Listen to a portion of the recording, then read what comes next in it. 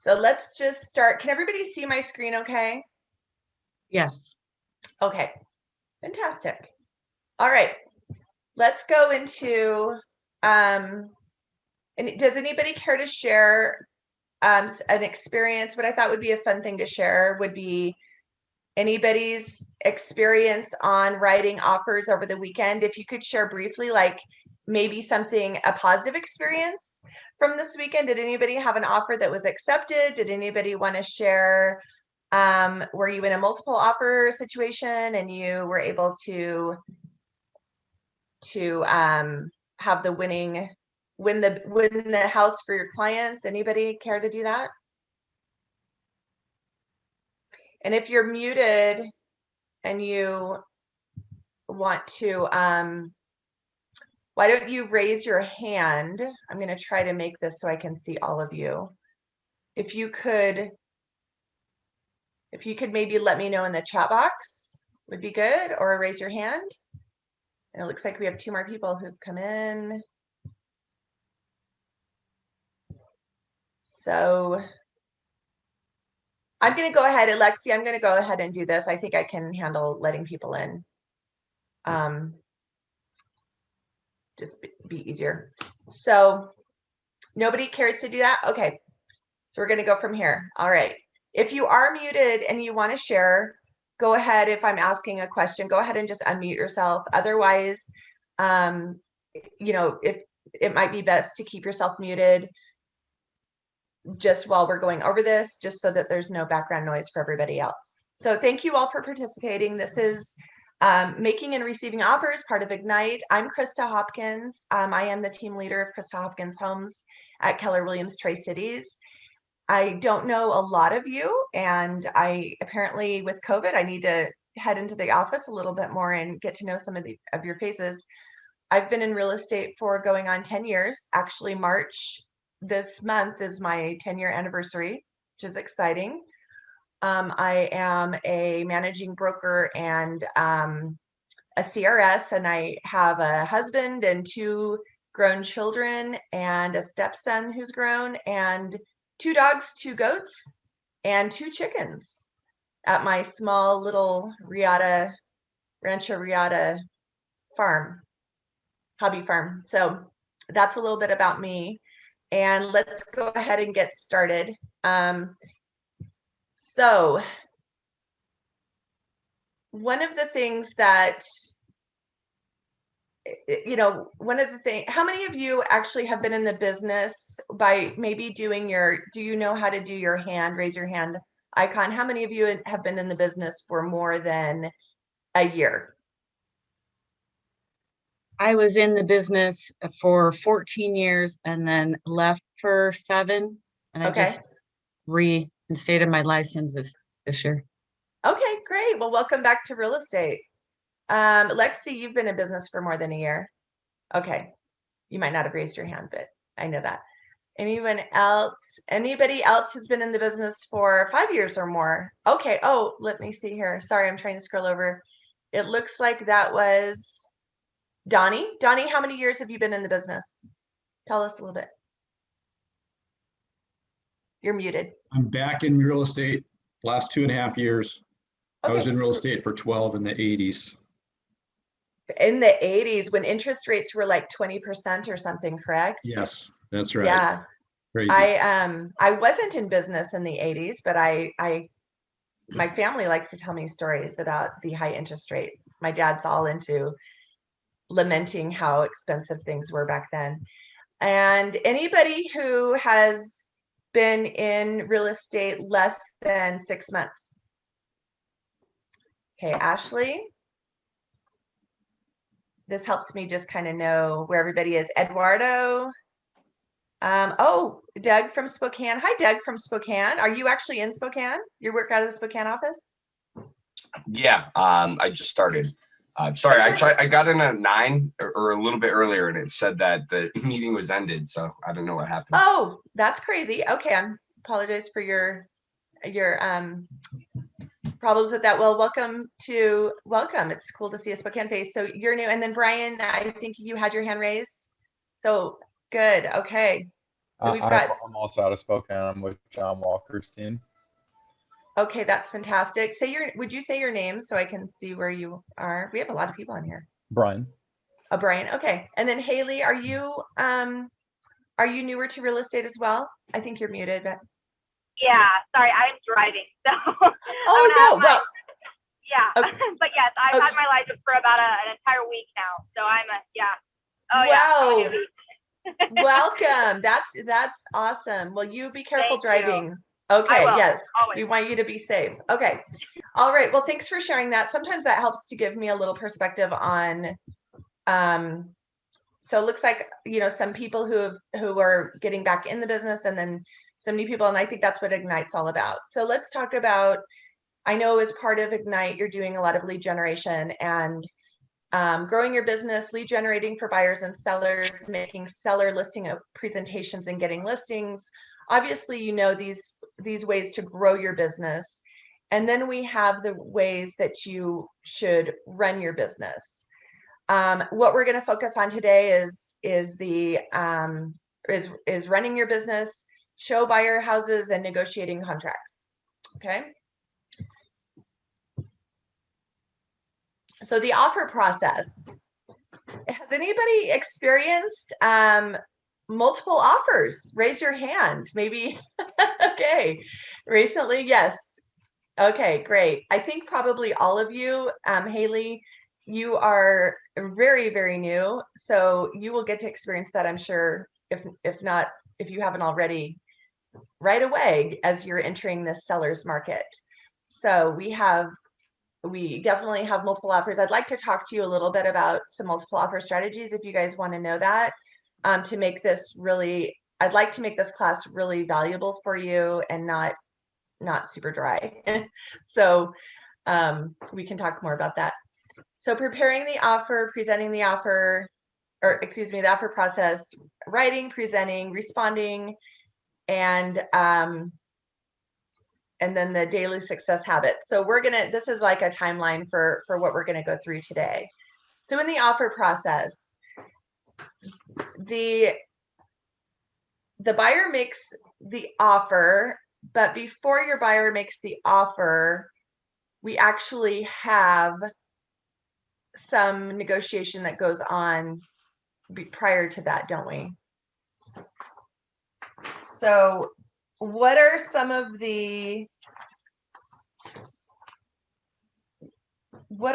your, does anybody want to share some negotiation skills or some skills that you would need to have in this seller's market to help you when you're going through the offer process? Anybody care to share their thoughts on that? It looks like I have more people I need to let in. Oh, we have some chats, excuse me. Okay. I maybe do need to have somebody helping me with this. Let me look at the chats here. Hold on.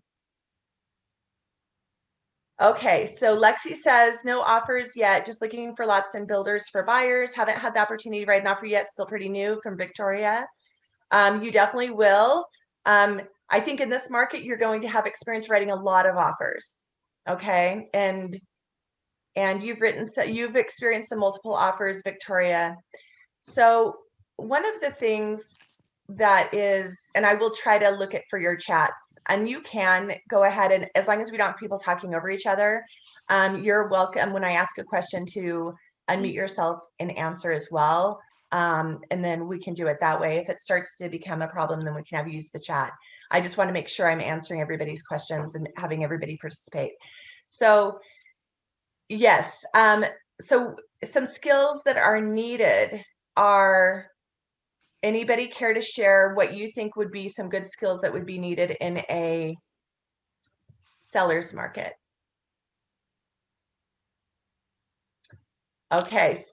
Oh, go ahead, Ashley. Okay. Yeah. Well, I think one thing I definitely think is knowing, or just being willing to ask the right questions. So yes, asking the right questions, because there is some information you're going to glean right? From Right. somebody by asking a right question, not necessarily just like expecting that somebody's going to give you that answer. It might make your offer be more competitive and exactly what the seller wants. That's fantastic. So, yes, asking questions is one of the best things we can do as realtors throughout any part of the real estate process. So yes, ask questions. Very good. Thank you so much for sharing, Victoria. And one of the things that I found is if you're not asking open-ended questions with the listing agent, you are probably not going to, hi Tara, thank you for joining us. If you're not asking open-ended questions, you might not find out what the seller wants. And this is a seller's market. So finding out what the seller wants is one of the most important things that we can do as buyer's agents. So one of the things to remember is this offer process is not linear. And that's why it's kind of written out in this, you know, we had it lined up this way in this previous slide, right? And it looks very straightforward and linear, but we all know, especially those of you who've been in the business and are coming back into it, that it is kind of more of a loop. Okay. So that this negotiation process is really throughout the entire offer process. Okay. And part of that is right, Victoria's right, is asking questions. So finding out what the seller wants, because you know the seller does have a lot of power in this market, but that does not mean that you can't represent your buyer and give your buyer the best opportunity. I find that when I have a listing and I have multiple offers on it, there are some agents who will ask questions and there are some agents who don't.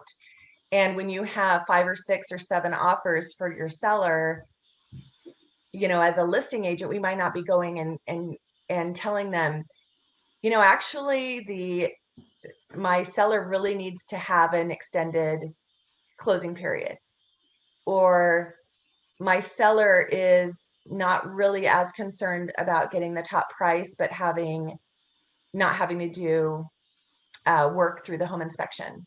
So those are things that are really important to just kind of ask some open-ended questions. What is most important to the seller? Okay. So we've got all of these things, and we know it, like I said, it's, oh, I'm moving the PowerPoint. I'm changing the PowerPoint presentation. That's not good. We know that this is kind of a loop. Okay. So we know that you're starting over again and again, especially with counter offers, right? So preparing the offer, and I'm hoping that all of you are taking Ron's amazing forms classes. Did anybody take the class that Annie Fitzsimmons gave on the forms revisions? If you didn't, Ron is going to be doing that in the office. I think I took that class, and I know some of the agents on my team took it and they were like, because they're all pretty new as well. And they were saying, we just learned the forms and now they're changing. So in my experience, about once every 5 years, the forms change. And they change maybe more often than that, but a fairly extensive change. So it's good to be, there are a lot of changes that are coming on. And to answer your questions, for those of you who are really new, this does not happen every week or every month. So I can promise you that there were a lot of changes, but it doesn't happen regularly to this extent. So don't be concerned that you're going to have to relearn the forms each time. But I think in my mind, being prepared when you're writing an offer is one of the most important things. And that includes making sure that you're educated on the contracts. So having a checklist is a great idea. We have a checklist for our team, and I would encourage you guys to just use a checklist so that when you're starting to write the offer, and in your on page 3 of your participant guide, there is a sample checklist. So that is a good thing to look over. I'll let you guys look that over later. And I would consider your checklist a living document that's going to continue to evolve over time, especially as our forms change. So, and if you haven't done, I would maybe the forms revision class might be, for those of you who are brand new, the forms revision class might be better to take through Ron, since he's the one who is reviewing your contracts anyway. And you might feel more comfortable asking questions. Annie, it was really quick and she didn't really allow many times for questions. If you don't know who Annie Fitzsimmons is, she's the Washington State Association of Realtors attorney, and she's awesome, but she is not as warm and fuzzy as maybe our Ron is. So, and you can always, if you can call me or anybody else on the ALC if you have questions on the new forms that are coming out. They're taking effect what's today, Monday? So this Thursday. I had to look at my calendar. This Thursday is when they're starting. So don't use the new forms until then. Okay. So checklists are great. And does anybody use a checklist right now that they want to share any tips on their checklist, or does anybody have a checklist that they use? I know that with Command, there's the forms that are required, but I think it's really important to actually have a more thorough checklist on some of the other, like producing a comparative market analysis and looking at the tax record. So you can let them know about that. Maybe making sure that they've received a copy of the HOA information and the covenants ahead of time. The seller disclosures are something that when I have clients and they're saying to me, I'm really interested in this house.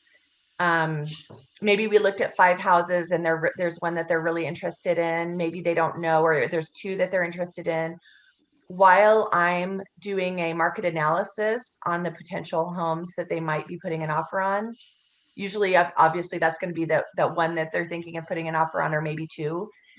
Then I will send them the seller disclosures to review while I'm doing that, so that they have, because they're kind of nervous and they're thinking about this, and that's when their jitters start to set in. So if they have something to look at, like the seller disclosures, that's very factual, I find that helps them focus on that while I'm getting them some other information.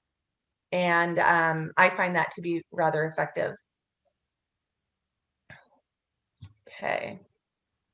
Let me know if I'm going too fast. So we have quite a bit to cover, and I'd like to kind of go through this, and then I think what would be really helpful, would you guys like to have like a time at the end, if we have time, to do question and answer and some real life experience stuff? I mean, how does that sound to you? Okay, great. I got a couple of head nods anyway. Okay, so so we went down to here. So let's talk about creating the offer in Command. Okay, so we know that Command will tie in with it allows you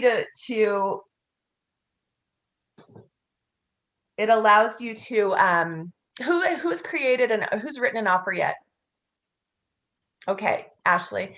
So when you're pulling up your offer in Command, it will allow you to tie in with Zip Forms and DocuSign, which is pretty amazing. So it connects with the MLS and it connects with DocuSign, so that you're able to create your offer. And obviously your client is already in Command as a lead, correct? So you're taking your lead, your lead in Command, who's already in there, and you're creating an opportunity, right? So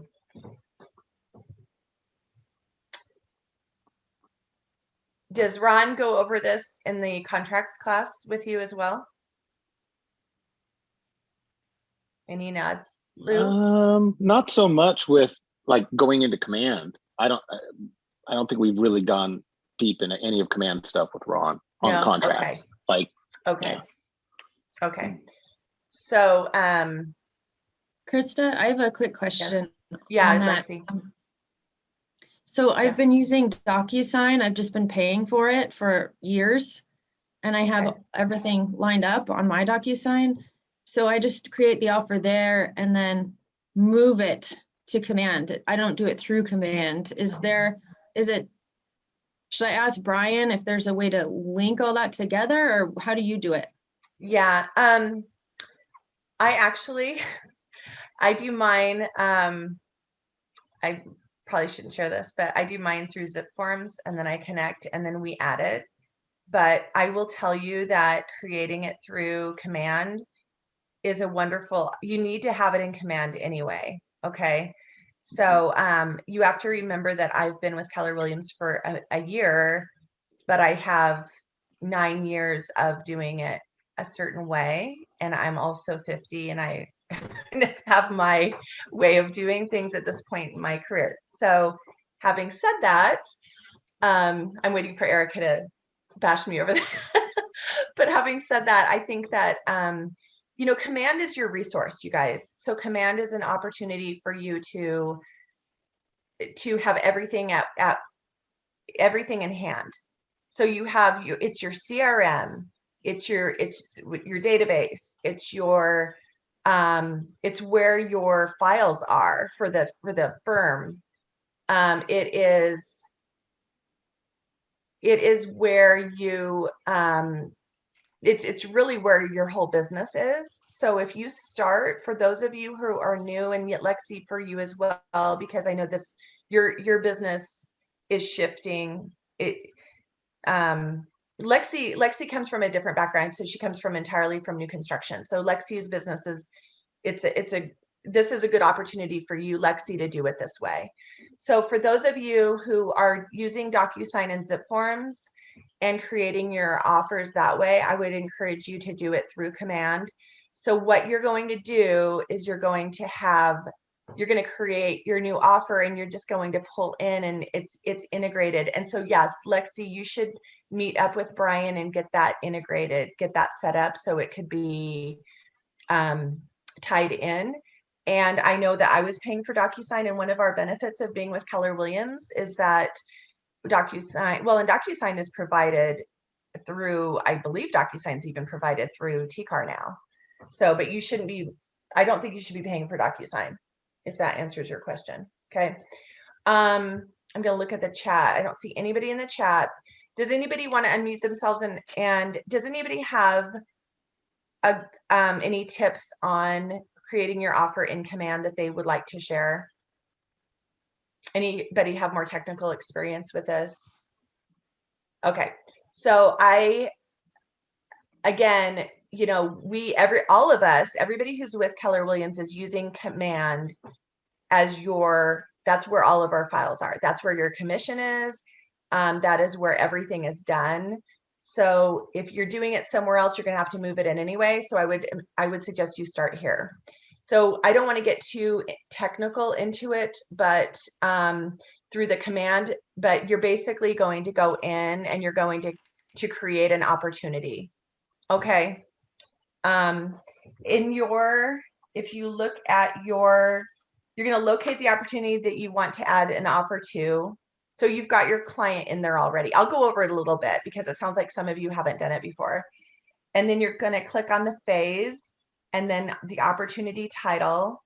And then you're going to click offers and you're going to click add new offer. You're going to name your offer. And it's great, but you're going to want to make sure that you're integrated with your DocuSign is tied in with it. I think all of you who knows that they have their DocuSign integrated into Command already. Okay, Victoria. Yeah. Okay. So yeah, I know it's connected in there, and you guys, I'm a team lead where I know that my team does it this way, like it's all integrated in.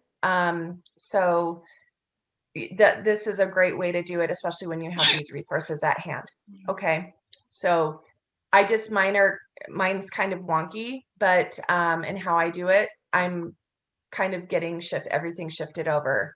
I'm a little bit of probably a dinosaur in adapting to this, but I do know that Command, once you're familiar with it, at first, when I first started at Keller Williams a year ago, I was a little overwhelmed with Command.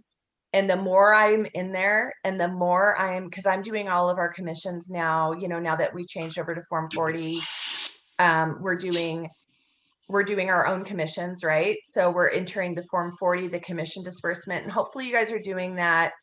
I would recommend you do that when you, right when you're at mutual acceptance. Okay, I would just do the Form 40 then. Do you guys know what I'm talking about with the commission disbursement form? Nodding, okay. If you don't, so what happened, the way it was done before is the commissions were handled by the MCA at Keller Williams Tri-Cities. Now we've changed over to the Form 40, which is on our statewide forms. It's the commission disbursement form. And it's awesome because you guys are going to have all of the commission for, say it's a 5% commission, the 2.5% that goes to your side, right? To the buyer's agent's commission is going to, you're going to fill out the top part of the form and you're going to, and you only complete the portion that's related to you. You send it to escrow, you send it to the listing agent, and then you upload it into Command. And then you're going to, once your file is reviewed, you're gonna put your commission in Command, submit it for review when your file's complete, and then you can see your commission all in there. So I'm doing the commissions for our team, our whole team. So I've been playing around a lot more with Command, and it is wonderful. It's a lot more user friendly once you start, you just have to get used to it, right? But it's very it's actually more intuitive than you would think. It makes sense. So it's your offer that you're creating is in your packet that you have, your participant packet. It has instructions on how to create your offer. Okay. What I'd like to share with you today is to talk about some of the nuts and bolts of making sure your offer, not the technical aspect, but the substantive part of making sure your offer stands out in the marketplace, especially with the seller's market. Okay. I'm kind of one of those believers in stay in your lane. Since I'm not a Command expert at this point, I'm getting better. I would recommend you look through this part of it. And then if you're not linked up where your DocuSign, your e-sign is linked up to your Command, then that would be something that Brian can help you with. Okay. Any questions on that? Okay. So offer writing guidelines. So I actually have a sample cover letter to show you. I do mine just as the email. I find that when you're sending over offers, especially in this busy market, I think this is really nice to have it. It's kind of looks like it's a PDF, right? But I find that when you're going to send offers over in this busy market, and an agent might be getting 14 offers, you're going to want to make it everything in that email broken down in bullet points of what your offer is about. Does that make sense? So I think attaching another PDF that's going to get swallowed up with your offer, I wouldn't recommend it. I would put it in the body of the email. That's just my take. So one of the things you'll find out about me is that I will say what I think. So that's for good or bad. So this one looks like a PDF, but again, I would put it in the body of the email. I'm going to share with you mine. Let me go to that. And I have it here. And I will make sure you can see my screen. Can you see?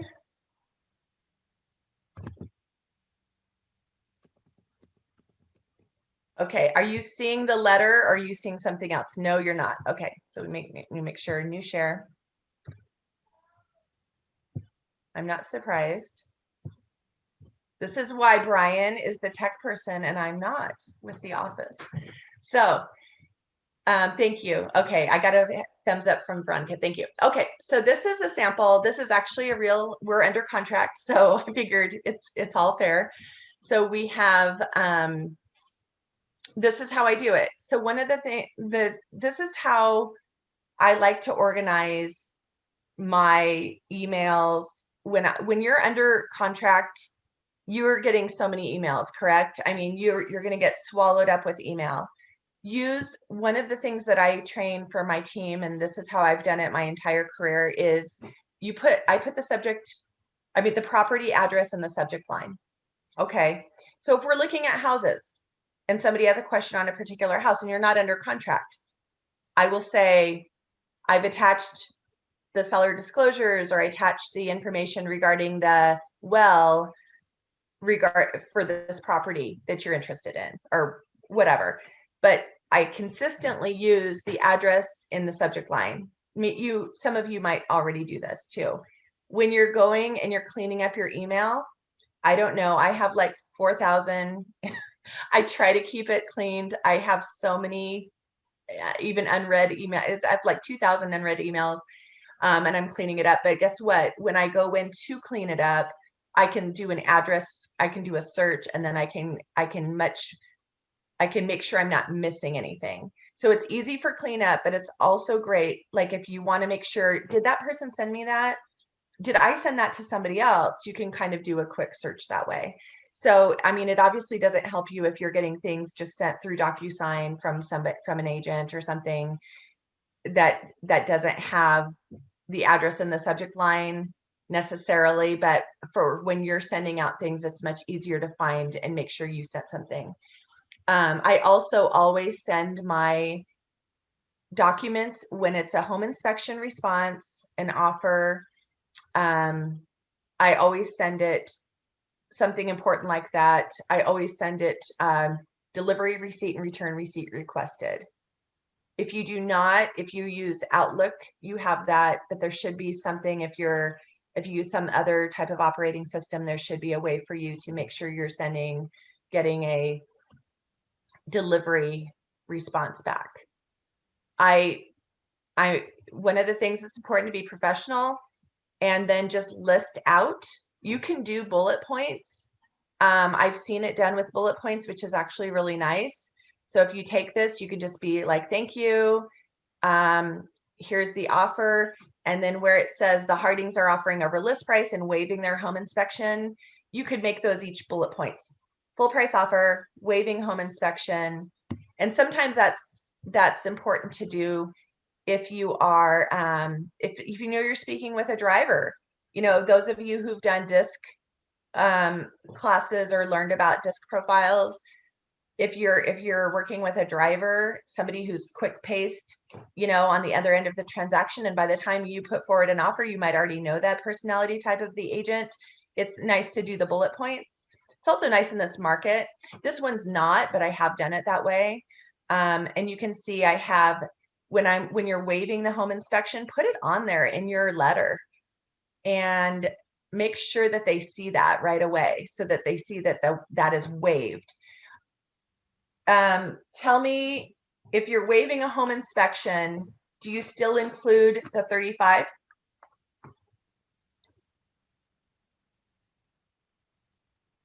Somebody unmute and tell me yes or no. I feel like nobody's responding. Okay, let's do it this way. Raise your Yes. hand. Donnie was going to say something. I'll let you talk, Donnie, too, but raise your hand if you include the 35 if you're waiving the home inspection.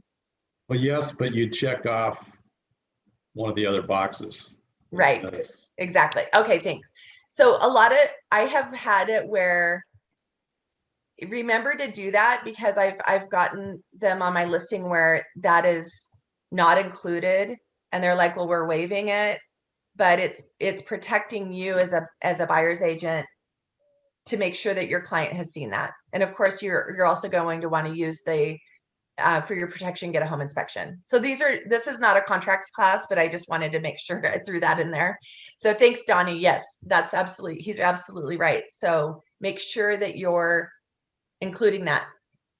So this one, I typically all my forms, I like to send them over in one block. I get some agents. So what happens is agents love it when they're all together. Admins like them when they're broken up, right? Because who's uploading it? And maybe if you're uploading your own and you don't have an assistant, maybe you like them broken up. But I will tell you that, like, it's, in my opinion, it's so much easier to download and respond to an offer when everything's included in one PDF. Does that make sense? But you don't want to, the reason why I didn't have this waiver in there is just because this is typically I would have the waiver in here of the 35 would be in with this, the rest of this. Right. I guess that kind of gave it away because it was right there. Typically it's included with the offer. The reason why I didn't in this case was because I just totally went, oh, I didn't include the 35. So I went back in and DocuSigned it to my clients, and I wanted to make sure I sent it over. So that was just the way I did it that time. Look through obviously look through your forms again before you send everything. Make sure you have everything filled out. But anyway, this is really about the cover letter, so I'm probably getting ahead. But anyway, I wanted to share that with you. Any questions on that? Let's go into, I don't see any questions. Okay. So role play, buyer offer objections. So what are some of the objections that your buyer could have before making an offer on it, or with the process of making an offer on a home? Does anybody care to share?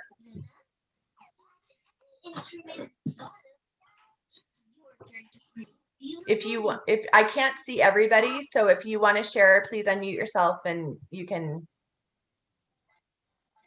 Okay, or you can put it in the chat. I don't see. Buyer might insist on having wanting a inspection, but the seller doesn't want to have that, maybe. Correct. I always think it's important for every buyer to have the opportunity to have a home inspection. So I'll tell you that I never, and this is maybe just the way I work. I know that there is a large brokerage in Tri-Cities that has a practice of having the pre-listing home inspections and then saying you can't have your own home inspection. I just tell my clients, if you want this house, this is what they're saying. I suggest that you have a home inspection anyway. So, but yes, I mean, I'm talking particularly about, but yes, you're right. There could be where you know that they're not going to want an offer with a home inspection. I usually don't try to overcome that objection with a buyer. Whoever's not muted and has background noise, if you're not talking, can you mute yourself, please? Thank you. I think it's important to always encourage that. So it really protects them. I mean, a home inspection is a big deal. There are a lot of people waiving a home inspection in this market. You saw that my clients waived theirs. So of course, I'm just talking about this after I just showed you a waiver one. That one was a new construction home. And I did still encourage my clients to get one. And of course, I had all of the other conversations with them and that. So one of the things but that is a good point. And you will encounter, it's a frustrating thing for as a buyer's agent, because you have this, it's almost a dichotomy. You have, I want my client to get the house, but I want them to be protected. I want them to get the house, but I don't want them to pay more for the house, right? So there's all this stuff going on, and it does make it really difficult to balance that. And I think the best thing to do is just to make sure your clients are aware of all of their options and aware of the situation and what that looks like. It's common for buyers to want to request that the seller make repairs in their offer. And I think that it's one of the things that happens. Somebody, I'm sorry, can you please mute if you it's hard with the background noise with this many people on.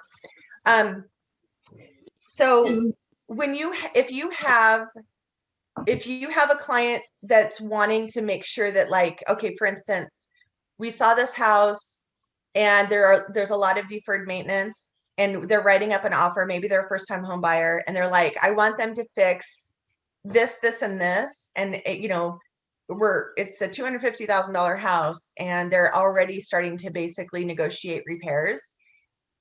I think that the best way to handle that is to encourage them to get a home inspection, and to say, when you have, I'm not a licensed contractor, I'm not a licensed home inspector, neither are you. You're going to want to make sure this third party licensed home inspector is reviewing this. And then at that point, we have a second negotiation where you can ask for repairs. So sometimes, there are people that want to ask for repairs with their initial offer, right? Or maybe they want to ask for every piece of furniture in the house. I've had that happen too, where you might want to say, are you wanting to buy a house, or are you wanting to buy furniture? So in a tactful way, maybe not quite like that. So what would be some other, I know that one of the things that I have, but is that buyers will say, I feel like the market's going to tank in about 6 months, so I don't want to go above list price. Has anybody, I'm seeing Donnie's laughing. Has anybody heard that besides me? Donnie, do you have something you want to share, or was it something else that was funny? I was just talking to a seller who has to buy in Bend, and he was trying to pump me for advice on when the market is going to tank. And so he's going to rent until it does, which is not like, I can't advise him not to do that. So. Yeah. Bend is a hard market because Bend is a resort market, right, Donnie? Yes. So, you're going to have, it really could tank, right? So it's hard to say. And I love it too when we get advised, and Donnie, you might be licensed in Oregon too, or you might have knowledge about Oregon market, but yeah, he's shaking his head. So we get asked all the time. My aunt, she sold her apartment in New York City, and in Brooklyn, and she's like, Krista, I want you to review the contract. And I'm like, BB, I know nothing about New York real estate, and I cannot help you with that. But people like advice from us because we either get people who think that they know everything, or we get the people that want it as our advice when it's outside our scope, right? So yeah, as far as the market, there's a lot of people with uncertainty about the market right now. The very best thing you can do is to keep current on what's going on now in the market, right? Nobody's going to have a crystal ball. Nobody's going to know what's happening in the future. But if you're able to competently tell somebody, this is what I'm seeing now. And, during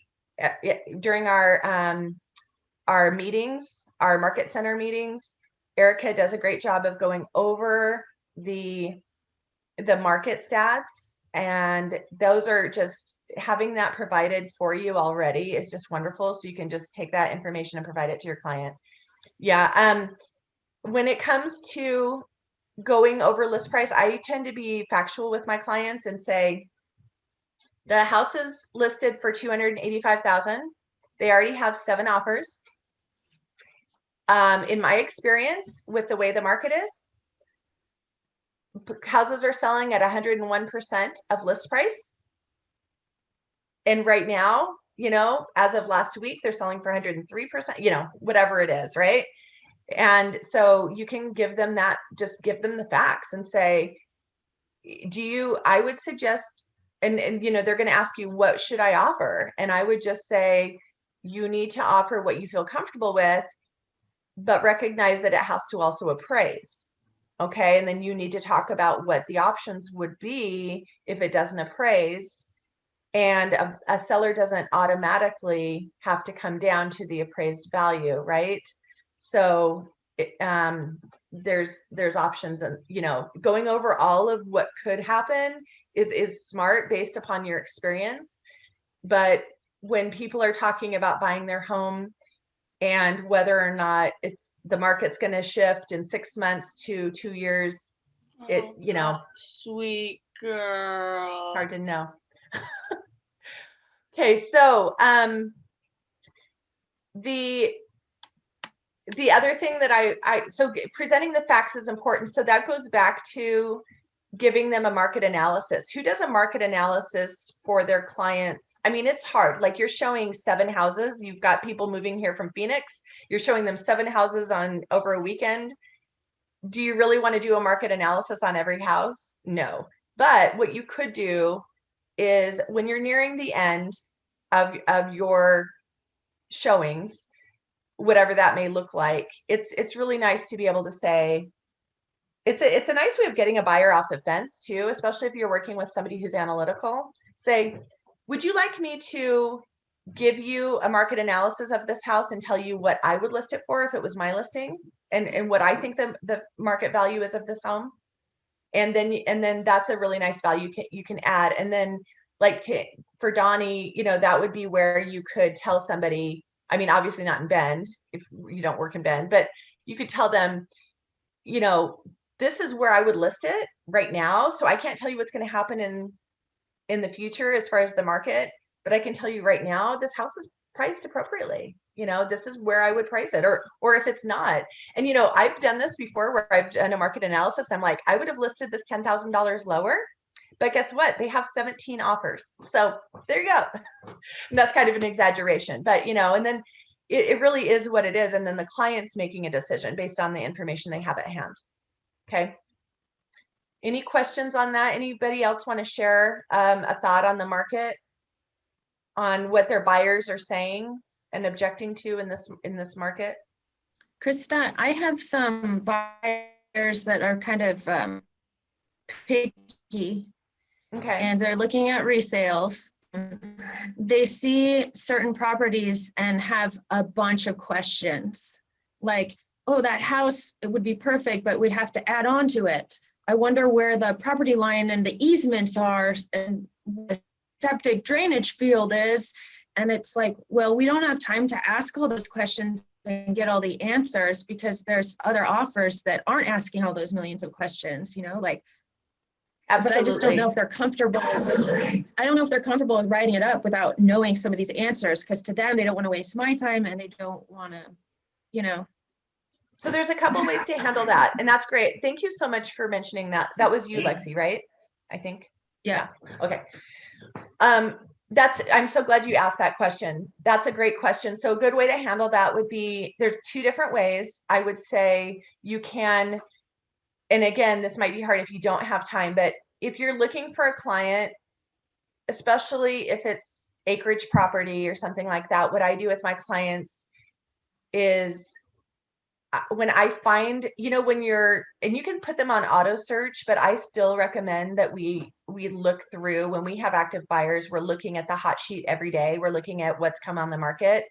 And, honestly, you guys, there's so little compared to when it was a buyer's market.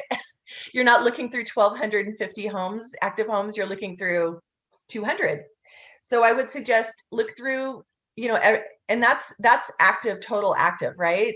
So what's coming on each day could be 12, 19, it doesn't take long to look through. So I would look through, and when you find a house that might be a fit, if you think, yeah, I'm not too sure about this, then maybe don't do this. But if you think it might be a fit, I would send them all of the associated docs. If you've got a client, especially I work with a lot of engineers, high-level engineers, and I do this a lot with them, and you will show your value proposition so much if you send them the associated docs. Now, what happens if there's not associated docs? Maybe you need to anticipate what questions they might have.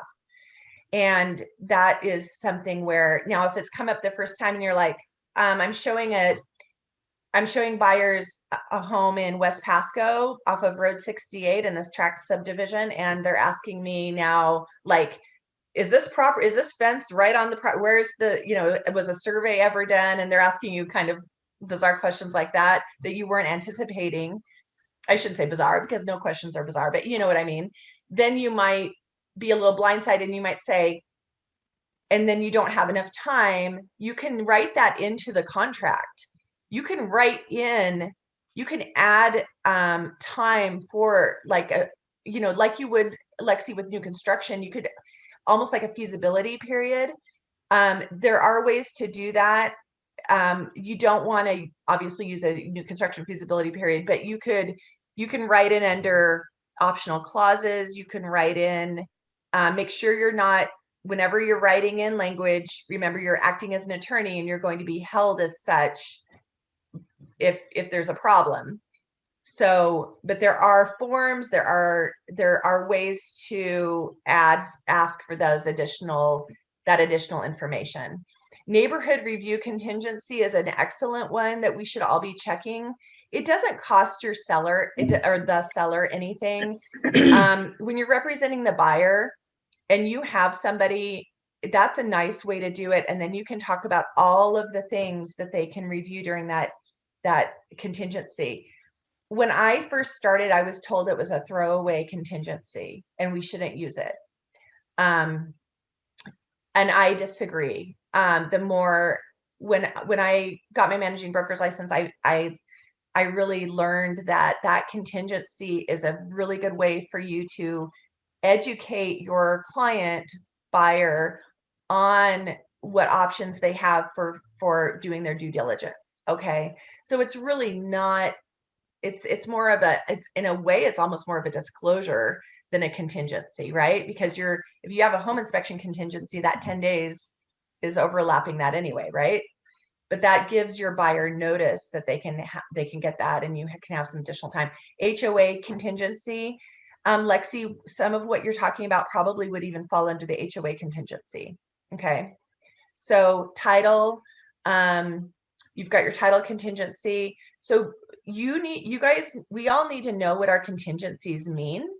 And if you can't articulate the contingencies to your client, your buyer client, then it's going to be really hard for them to feel comfortable moving forward. So knowing how title protects them, knowing what documents they can get from the HOA, and then you guys need to be helping them obtain those and making sure that if you have those contingencies in place, once you're under contract, that you're marking your calendar for when they're due, and you're obtaining the documents and sending them to your clients. Does that help you a little bit, Lexi? Steve Thatcher used to tell me that the ultimate contingency, the get out of jail free card, was that inspection contingency, because basically you can get out of the contract for whatever reason you want and say it's because of you don't want to have, you're inspecting it, and your inspection could be, I take my husband with me to look at the house, and that's our inspection, and we decided we don't want it anymore. But so you basically, for any reason up to the end of that inspection contingency, you can get out for whatever reason. Is that correct? It is. I mean, yeah, you can, that inspection contingency, you do not even, you can say, I just don't want to go forward. You don't have to give a reason at all. That's correct. I would, as a professional, we need to make sure that we are not presenting it that way to our client.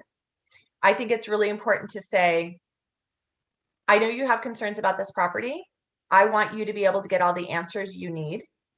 You're going to have a home inspection, which is going to allow you to get all the answers you need on the condition of the property. And if you're not happy with what you're finding, then you can back out. So it's kind of the way you say it.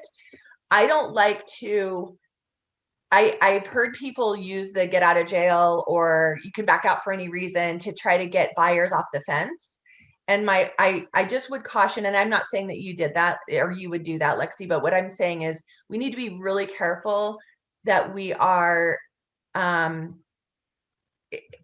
we're making it clear to our clients that they have a lot of contingency that protect them, what they mean, and then getting their answers. Because if you have to kind of go, it's okay, and then you can back out, then I think we're not doing it the right way. Does that make sense? So just make sure that you're, I mean, we all know that 35R is I mean, in a sense, right? But it shouldn't be used as such, right? It shouldn't be used that way.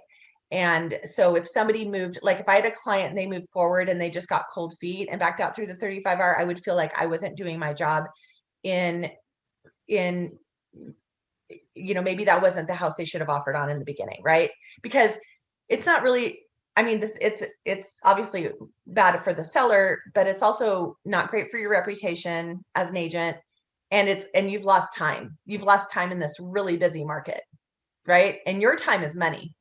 Your time is money, and your clients, the more offers that they back out of for whatever reason, even though it's their choice, the more that tenuous relationship that you have with them can be affected.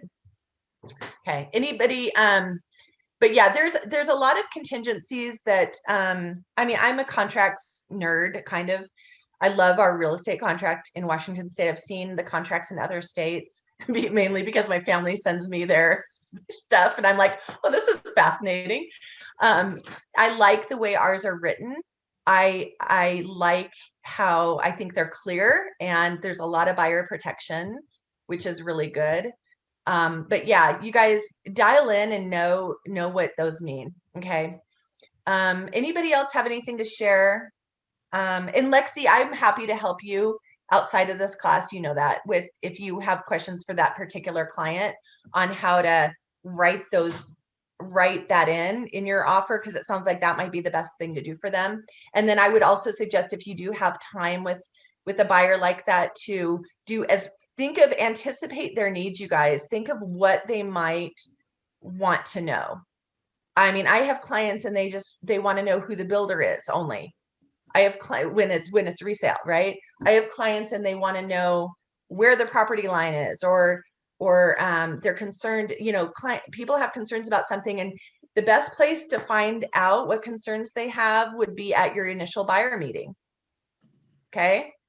So, and then you're going to learn more as it goes on, and maybe it changes, but that initial buyer meeting is a good way for you to uncover any concerns they have that you can anticipate. So when you're looking at properties, you can find that for them. Okay. On to this, presenting the offer. I have a quick question. Oh yeah, go ahead, Donnie. I didn't understand what you were trying to say about the neighborhood review, that you use that often. I've never used it. I've read through it with buyers, but I've never used it. Why is that important? So I took a class, and I can't even remember which one it was, Donnie, but it opened my eyes to that. If you have a client, not even somebody moving into Tri-Cities from another area, but say you have a client and they live in Pasco and they're moving to Richland. And if you just gloss over that, I mean, that neighborhood review contingency, it talks about traffic patterns. I don't have it right up in front of me, but traffic patterns, I don't know if it says anything about crime per se, but it talks about like being able to drive through and investigate schools and traffic patterns and things like that. And I think it's a really good way for you to make sure your client is doing their due diligence, really. So it doesn't mean you need to use it, but I would say that we all need to be talking with our clients about it. And I did have a deal, and I'm trying to remember the specifics of this so I could share it with you. But I had a transaction, and they did end up backing out through the neighborhood review contingency. And I think it was because it was new construction. The house, and I'm really iffy on the specifics, but I think it was new construction. And so that, the home, I do home inspection. I shouldn't say that I do. I recommend that my clients with new construction still have a home inspection. So we just have obviously the home inspection is going to be done upon completion of the house. Now, some builders won't want you to have that contingency, but your client can still have their home inspection. But this one was a contingency, I think, but because the house wasn't yet finished, my clients decided to back out. And backing out through the financing addendum is more complicated than backing out through, as we know, through like home inspection or something, or I mean, what are the options, right? So we had this neighborhood review contingency, and I wish I knew all of the details, but I know that it was like, I thought, thank goodness I had that or that neighborhood review contingency checked, because they ended up backing out through that. And it didn't, could they have backed out later? Yes, but it allowed them to back out earlier, and then it allowed them to put an offer on another house that they didn't lose. So, you know, it's kind of, it's really honestly kind of another get out of jail free card. Again, you're not going to want to use it that way, but the intent of it is to make sure your client has reviewed the neighborhood, knows, so that they don't go in. What happens if they go in, you have somebody moving here, especially somebody moving from the other side of the state or out of state, they move in and then they find out that that it's near the baseball field and of course you can see the lights on the field, so you know that the baseball games go on there, you know, Wrigley or whatever it is on Pasco, right? You can tell I don't go to the Dust Devils thing, and you're like, okay, I can see the lights of the stadium from here, or maybe it's over by Lamson Stadium for high school football games, but it's summer, and then, you know, that at least gives you an idea of, you could have gone over and driven around and seen that you're that close to the high school or that close to the stadium, and there's going to be noise. So I think it's just a nice protection for us too. And then it allows your clients to make sure that, you know, you're sharing with them the due diligence. But I did have one, and I just wish I could remember more specifics, but they ended up being able to back out through that neighborhood review contingency, and it was really interesting. In this market, though, don't you want to have the least amount of contingencies as possible so that your offer looks better than anyone else? Yeah, but you should explain it to your clients. And I've had my clients use it. I will tell them, here's what I will say to them. Mr. Buyer, you're competing against 3 other offers, and I'm going to go over all the contingencies with you, and you get to decide which you want to include and which you don't. We obviously want to have your offer be as clean as possible and include as few contingencies as possible. But I'm going to make sure you understand, and I'm going to explain them to you as we go along. And then you just explain, and you know, and they're probably not going, you're right, Donnie, they're probably not going to use it. Okay. But it's just something to consider. And I think people, I don't, especially when we're potentially going to be shifting at some point, we don't know when, because we don't have that crystal ball, into a different market. Don't just gloss over that. Okay. Just like any other contingency. And, you know, you might find that if you're using a home inspection contingency, you might want to put that in. And I don't think your seller is going to be bothered by that too much. I know that most of my, I don't know that they're going to be bothered by that, because it overlaps. Your home inspection contingency overlaps over it. But yeah, you're right. You need to be educating them on the pros and cons of using contingencies anyway. Okay. Anybody else have any thoughts? Okay. So presenting the offer. So please text. This is common sense, but I find that some people don't do this. We're all busy. So please text the listing agent. Texting is way easier. Plus you have a little bit of a record of it, and say, just want to let you know, I just sent you an offer. Great. I wouldn't go into all the details of your offer and try to negotiate the terms with the listing agent over text. Just, you know, don't give them this long, you know, here's about my clients and this love story. Just let them know the offer's there. Email them the offer. Please make sure you're emailing also to their firm broker.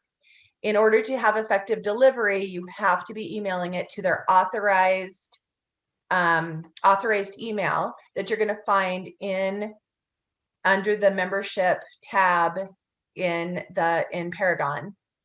Or if you're in Northwest MLS, you know, you're going to find it make sure you know who the authorized firm email is, and send it to that. Don't assume anything. Okay. And as far as setting your deadline, you know, your deadline is going to be on your purchase and sale agreement.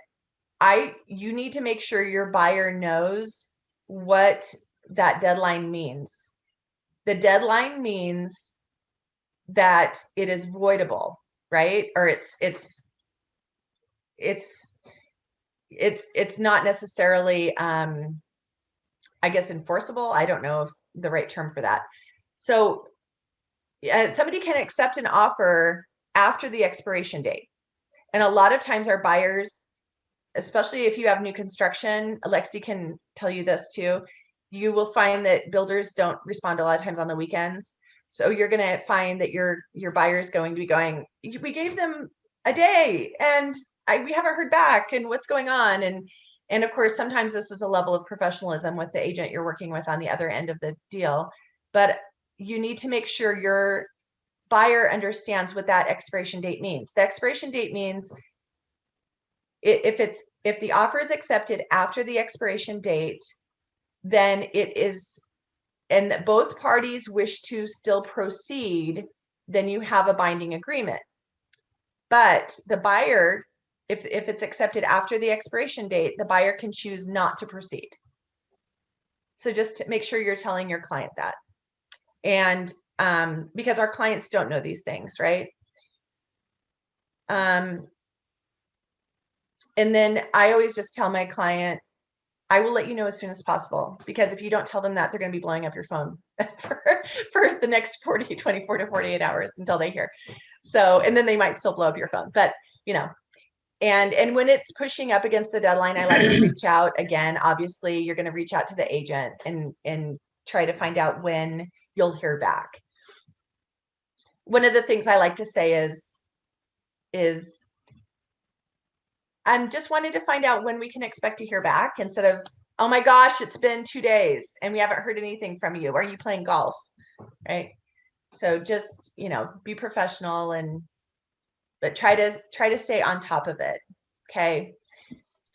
Krista, how many Yes. days do you normally, in today's market, if you are doing a resale, putting an offer in, how many days do you normally give them? One. Who else Oh. gives 1 day? Anybody else? Raise your hand if you do a 1 day. If you have the expiration date the next day. Nobody else? Okay. So I don't do it the next day. I do it according to when they're going to take the offering. So like if I'm putting in an offer on Thursday and I know they're going to look at offers on Monday, I'm not going to give them 1 day, because they're not even going to consider it until they may not even consider it until Monday. They reserve the right to accept an offer at any time, but I don't want to cut my buyer out of the loop because they didn't respond within 1 day. a great point. Good. Thank you, Mark, for sharing that. That's a great point. So you're obviously going to be, Mark is right. You're obviously going to be in communication with the listing agent.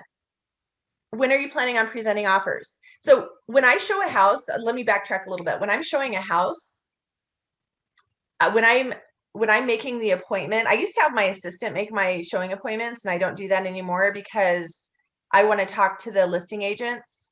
I want to make sure that when I'm showing this house, it's still available, right?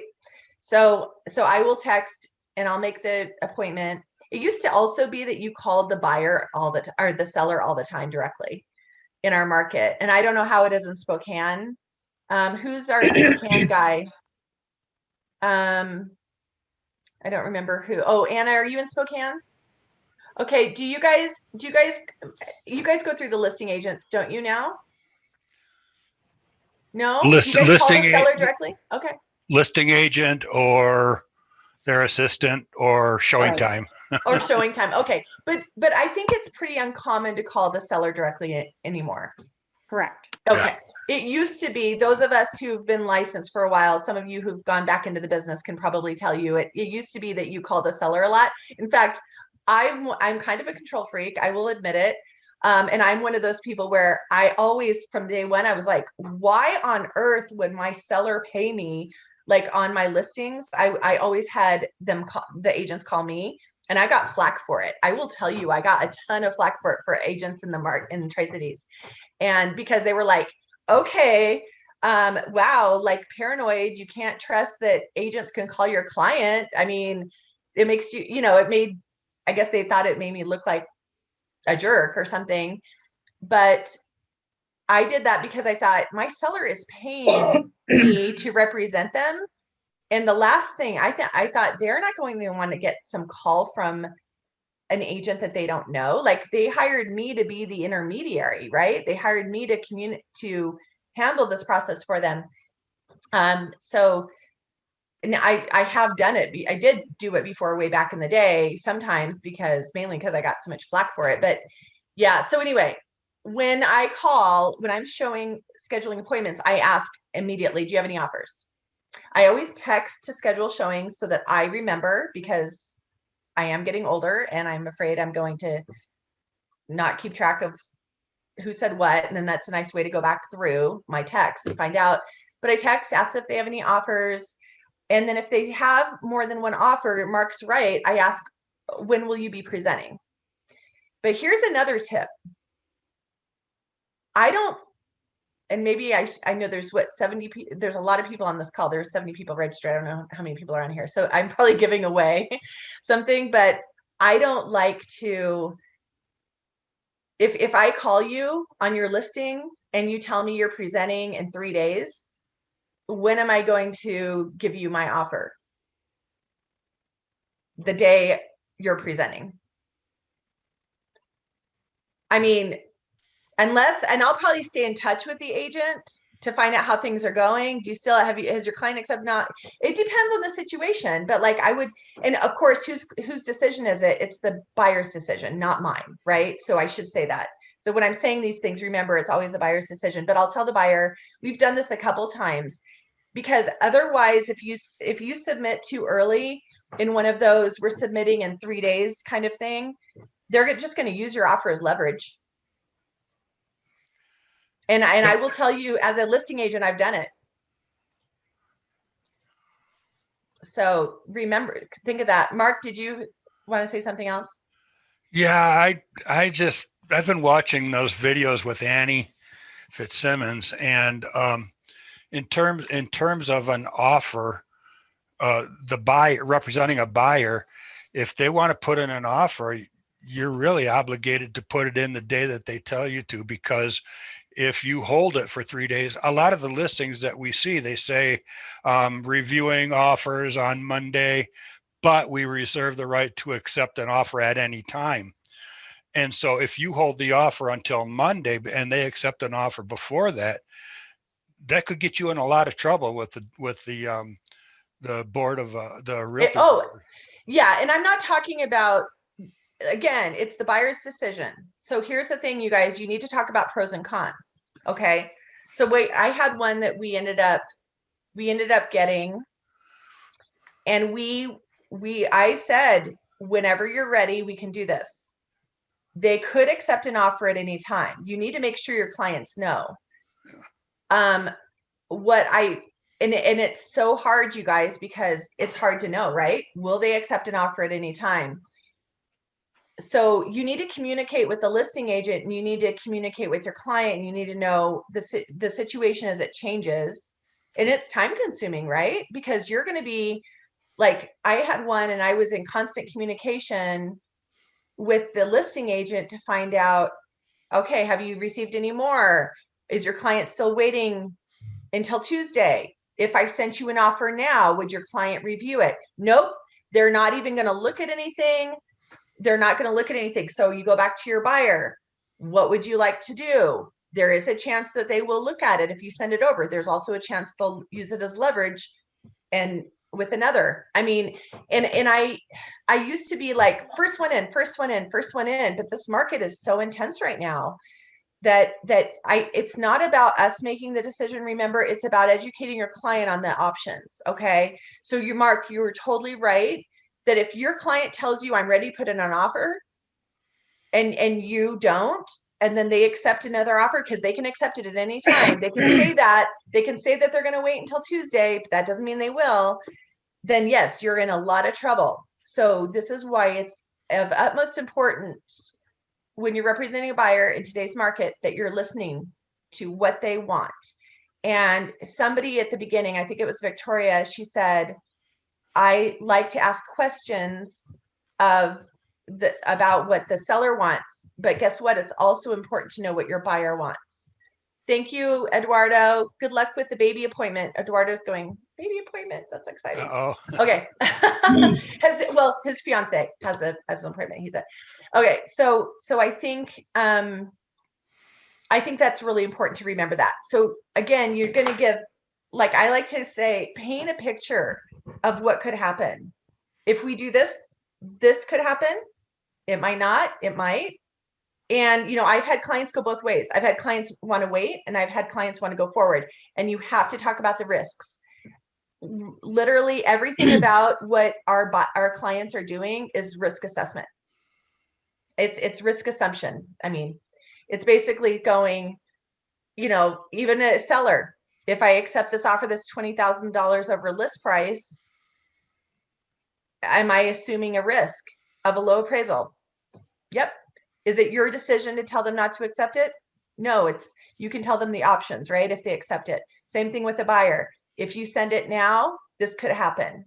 So just have that conversation about that, because I've seen it. And of course, we know that nobody can lie about how many offers they have in hand, but I've seen it happen where offers are used as leverage, and especially if you're going to, depending on where you're coming in, so, but yeah, very good point, Mark.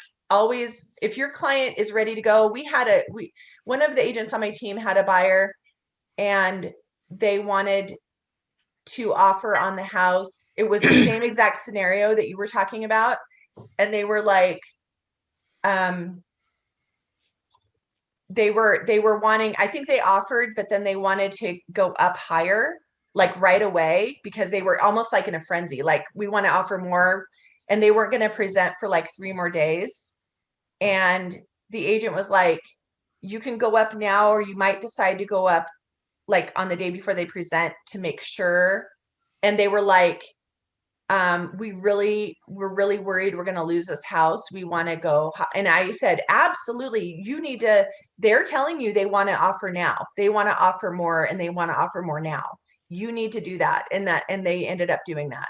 They didn't end up getting the house, but you have to follow your client's wishes. So absolutely, without a doubt. Sorry, I have allergies and I'm like, oh, bummer. Okay. I know, it's like allergy. It's already March, right? So March 1, everybody. So allergy season. Okay. So hopefully that made sense. Did that make sense, Mark? A little bit? And everybody has a different thought process on all of this too, but yeah. The flip side of that is that I have buyers that work until 5:30 and they can't get out to look at houses until 5:30. This was just a week and a half ago. And on Wednesday morning, they saw a house they wanted to look at. Couldn't get an appointment until 5:30 Thursday night. I took the appointment. They weren't looking at offers until Monday. Well, they moved the offer date up to Friday. Thursday came around. They called and asked if my clients were still thinking about looking at the property, because they were going over offers at 7:00 that night, Thursday night. They moved the offer time up three times. They had 8 offers in hand and they were expecting 5 more to come in. Yeah. And, sellers are getting, we talk about buyer fatigue. Sellers are getting fatigued in this market too. They are. I mean, you go, it's fantastic. I heard somebody had like 40 offers on one of their listings. You gotta be kidding. You guys, I mean, we need to be aware as professionals of our clients' emotions through this process. Okay.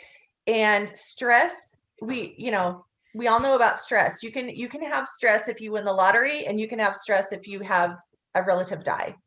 So just because, selling your house is stressful too. And so I know we're kind of talking about, we're talking about representing the seller. Good, nice segue. But when we're talking about our buyers, we kind of have talked a lot about this buyer stress and this buyer overwhelm and this buyer fatigue. Remember, when you're representing sellers, that they're feeling the same way. And so, and also remember when you're representing a buyer, like Mark said, and then you have to think, okay, what could this seller do? You know, this seller could, and people keep villainizing sellers like, oh my gosh, they said they were going to review, you know, in a week, and they're now all of a sudden they just accepted this all cash offer. Well, guess what? That's their prerogative. It is. And it's stressful, and they're stressed out, and they've got, you know, maybe they've got kids and dogs, and they're leaving for, you know, 400 showings a day. And so it's really important to remember that it's stressful for kind of everybody. But go over what could happen. We need to know, we are the ones out in the field. We're the ones that are experienced professionals, and we need to be telling whichever party you represent, this is what it's paint the picture of what it looks like. And whatever exactly like what Mark said, whatever they want to do is the right choice, and then they're making their decision. You know, you know, you guys, it's price point all the way up to $1 million. I had clients on an almost $1 million house on first day, 3 offers. Crazy. So like I went and showed it on the first day. I was the first agent to show it, and my client said, yep, want to put in an offer. I mean, we'd been looking for like a year and a half with these people, and you know, and I was like so excited, and I had called and scheduled the showing, and I always just automatically asked, do you have any offers? And the agent's like, no. And we almost laughed about it, like, okay, like, and she was like, we have another showing, but you know, on a property like that, you get people that are just interested in seeing it because it's a pretty house, right? So then I get done, and I'm like, hey, I'm sending you an offer. And she's like, great. And then she calls me back. You will not believe this. I now have 2 offers. Or she got 1 in, and then like an hour later, she got another 1 in. And she was pretty overwhelmed. And the sellers actually ended up not picking. We got the house, and our offer was not the highest offer.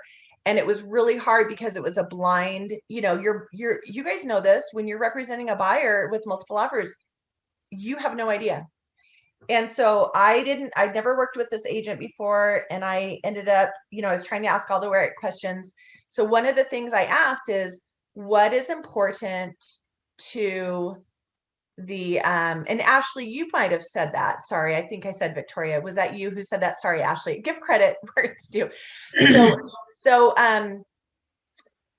what is important to the seller? Like Ashley said earlier, ask what's important. And this was a woman whose husband had died. It was this beautiful custom home, and it was too big it was like over 4,000 square feet, too big. And she wanted to downsize. And they said they need more time. She needs more time to move out. And if you guys walked into this house, it looked like nobody lived there. There's nothing in the closets. There's furniture, but you know, it's staged because it's like an almost $1 million house. So it's like, and there's furniture, but it doesn't look like there's a lot of stuff. Like, you guys know when you walk into a house and it looks like a hoarder house, and you're like, these people are going to need some time to move out. But guess what? There's emotional connection.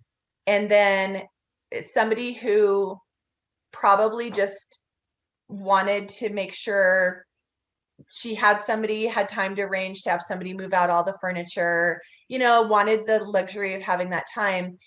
And we ended up getting it. And, you know, the other thing to consider, if you're in that luxury price point, which in Tri-Cities is like $1 million, which in other markets that would be like average, right?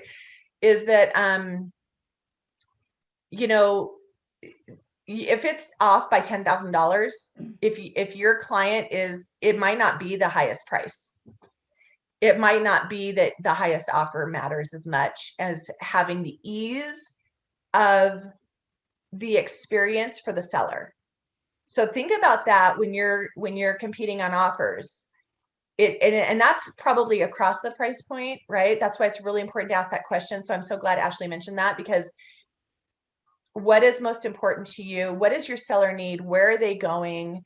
Tell me a little bit about your seller. If you even say, tell me a little bit about your seller, you can have them open up this world of information to you that might be important. I had clients that they got this rural property and there was this old stove in there and in the kitchen, and the wife of my client, she was like, oh my gosh, I love this. My grandmother used to make tortillas on a stove like this. And it was like a stove I'd never seen before. And I was like, that is super cool. So then I found out that when I called the listing agent and there were multiple offers on it, and I said, so tell me about your seller. And she's like, they bought the house. It was supposed to be their dream home. Husband passed away. And so they're got this. And I said, and of course, being careful about fair housing laws, right? We have to be careful about what we can say. But I said, oh, okay. And I thought in my head, this is the same as my people were buying it. They're empty nesters and they were buying it as their dream, like property to kind of have a little homestead after retirement, right? And I said, there was a lot of like personal touches in the house. And I said, that stove was a really special thing to my buyer, because shared her grandmother had a stove like that. That's not violating any fair housing. And she said, oh my gosh, that I'm going to let my seller know that is like really special. And the seller loved it because the seller made tortillas on the thing and whatever. And it was like the special thing. So sometimes it's about, really thinking about who the seller is and how you can kind of, get the property in a creative way that way. Of course, being careful about fair housing laws and things like that. Okay. So representing the seller, you receive the offer. You're going to gather information about the buyer. Again, like I just said, being careful about fair housing laws. We have the strictest fair housing laws, I think, maybe in the country, right? So we have our federal fair housing laws and we have our state in Washington state, which is more so. So be cognizant of that. When you're presenting your offer to your client, I'd like to know who can tell me the best way to present offers to your client. Like, as far as, do you wait? Do you send them right away? What do you do? What is your protocol? Anybody want to share? You're supposed to send them when you get them. You're supposed to present them as soon as you get them. Okay, that was a trick question. So I was hoping somebody would say that. Thank you. Yes, please, please, please, if you are going to be one of those people and you're going to put in the MLS, we're reviewing offers at this date, still send it to your client. You can still send it over. If they choose to look at it sooner, they choose to look at it sooner. Okay, but send it over. And I personally don't typically recommend, when my client is asking me, what do you think we should do? What is the procedure we should follow? Because again, it's the seller's choice. I suggest that they get offers. I'm going to send them I'm going to just tell them, I'm going to email you offers as they come in. And then I set up a time. If we don't have multiple offers, I don't put on there, we're at the beginning, at the time I list it, we're going to review offers on this date. Even if I know it's a property that we're probably going to get multiple offers on. Because I think you have to be really careful of that. You get people really angry. You're going to have a lot of angry buyer's agents if you set up a time and then your client accepts it. We've gone over this scenario earlier, and your client accepts an offer sooner, and it is their prerogative to do so. So I usually suggest, I just tell them I'm going to email you them as they come in. I also use the delivery receipt, return receipt requested. Here's an offer for your property. Please call me so we can discuss. And then if I have another offer come in before we discuss, then I make sure both parties know it's multiple offers. And then my seller decides to call for highest and best. Now, does your seller have to call for highest and best? No. your seller, remember the seller can do what they want to do, but they're probably going to be listening to you, to your suggestion on how to go through the process. Okay. Sometimes when we're talking to other agents, when we represent the seller, we get this power thing, especially in this market. And we're like, this is how I do it. This is what we're going to do. And remember, I would have, at the time you're at your listing appointment, you're getting you have your listing agreement signed and you're going over your marketing plan with your seller, and you're going over the procedure of how you operate with your seller for specific to their house. You're going to be telling them what the possibilities of what could happen, and then saying, what would you like to do? How would you like to handle this? And letting them making sure it's their decision. I have somebody in the chat. Okay. Thank you so much, Ashley. Okay. So, so who wants to contribute about this, please? Somebody? Anybody? Do we need to take a break?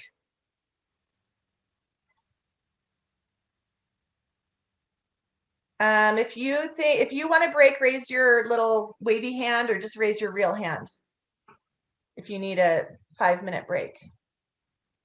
Okay, I'm getting a couple. Okay, Jim, Doug. Okay, I guess I shouldn't call you out. Those who need a break, put you on the spot. Okay, let's take a 5-minute break. Let's be back at somebody's in the chat probably saying they need a break. Let's come back at let's come back in 5 minutes. Let's come back at 10:41. Okay. If anybody wants to stay on and ask a specific question, I'll be here. I'm just gonna run and get some coffee. A few moments later. So Linda, are you Yes. in the Tri-City? You're in the Tri-Cities office, Yeah. aren't you? I recognize your name. Yeah. So you said you were in business for license for a while. Yeah, for 14 years. Yeah, where were you working then before? I worked with Coldwell Banker and Cypress GMAC, which is no Okay. longer in business, but Gina Alvarez and Mike Alvarez. Oh yeah. I recognize your name. Yeah. So cool. You were at Coldwell last, right? Before coming. No, I started with before? Coldwell. Okay. I work with Paul Roy. Yeah. Who's in Hawaii now, right? Yeah, Yeah. he's a good friend. Oh, Nate. Yeah. And then I my don't- daughter. I daughter think was. Paul left. I think Paul left right when I came in the business. It was like right at the same time. But I know of him. Sorry. What were you gonna say about your daughter? She was an assistant for Tracy. Tracy, can't think of Tracy Phillip. Oh, Tracy. Maybe it, yeah. Yeah. Tracy He works at Coldwell. Yeah. I don't know. Tracy Phillips. Yes. For a minute, I just you and I both spaced it at the same time, but we knew who we were talking about. Yeah. Tracy's a nice guy. Cool. He's been around for a long time. Yeah. So I worked for Coldwell for 4 years, and then I worked at Cypress GMAC for 7 years. And then for about 1.5 years, or 2 years, I worked for Prudential. Okay. Okay. Yeah. Yeah. Cypress is no longer. Yeah. You already know that. So yeah. I don't remember even hearing about them before, but that's probably before my stint in here. So good. I'm glad we decided to take a break, because I realized talking this much, like my mouth gets dry, but also there's a couple things that I wanted to remember about buyer representation that I didn't talk about that I think would be good for people to know. So a lot of this stuff is stuff that you already know. It's kind of one of the things I like to do is like when I'm doing a class like this, that's why I kind of asked how many people had been in the business for a long time. So some of this stuff is probably definitely review for you, some of the basic stuff, but we have a lot of new people on here. So I think it's this good. market's a lot different too. Yeah, it is a different market. I Or- mean, it's really different than when I started 10 years ago, which wasn't that long, really, Yeah. So I have a quick question. How long is the class? Is it till 1? It's until 1. I think we're going to be able to get through it.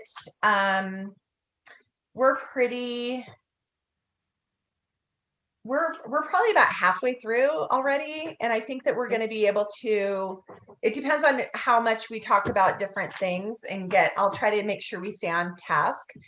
But you can, if you need to leave early, you can leave early. And then if you have any questions on the material after the class, feel free to reach out to me and we can go over something that may be more specific for you and your business. I'm happy to do that. Yeah. So yeah, I'm working with Ken Poletsky, just to let you know. Are you? Okay, Yeah. awesome. Yeah. Well, Ken's awesome.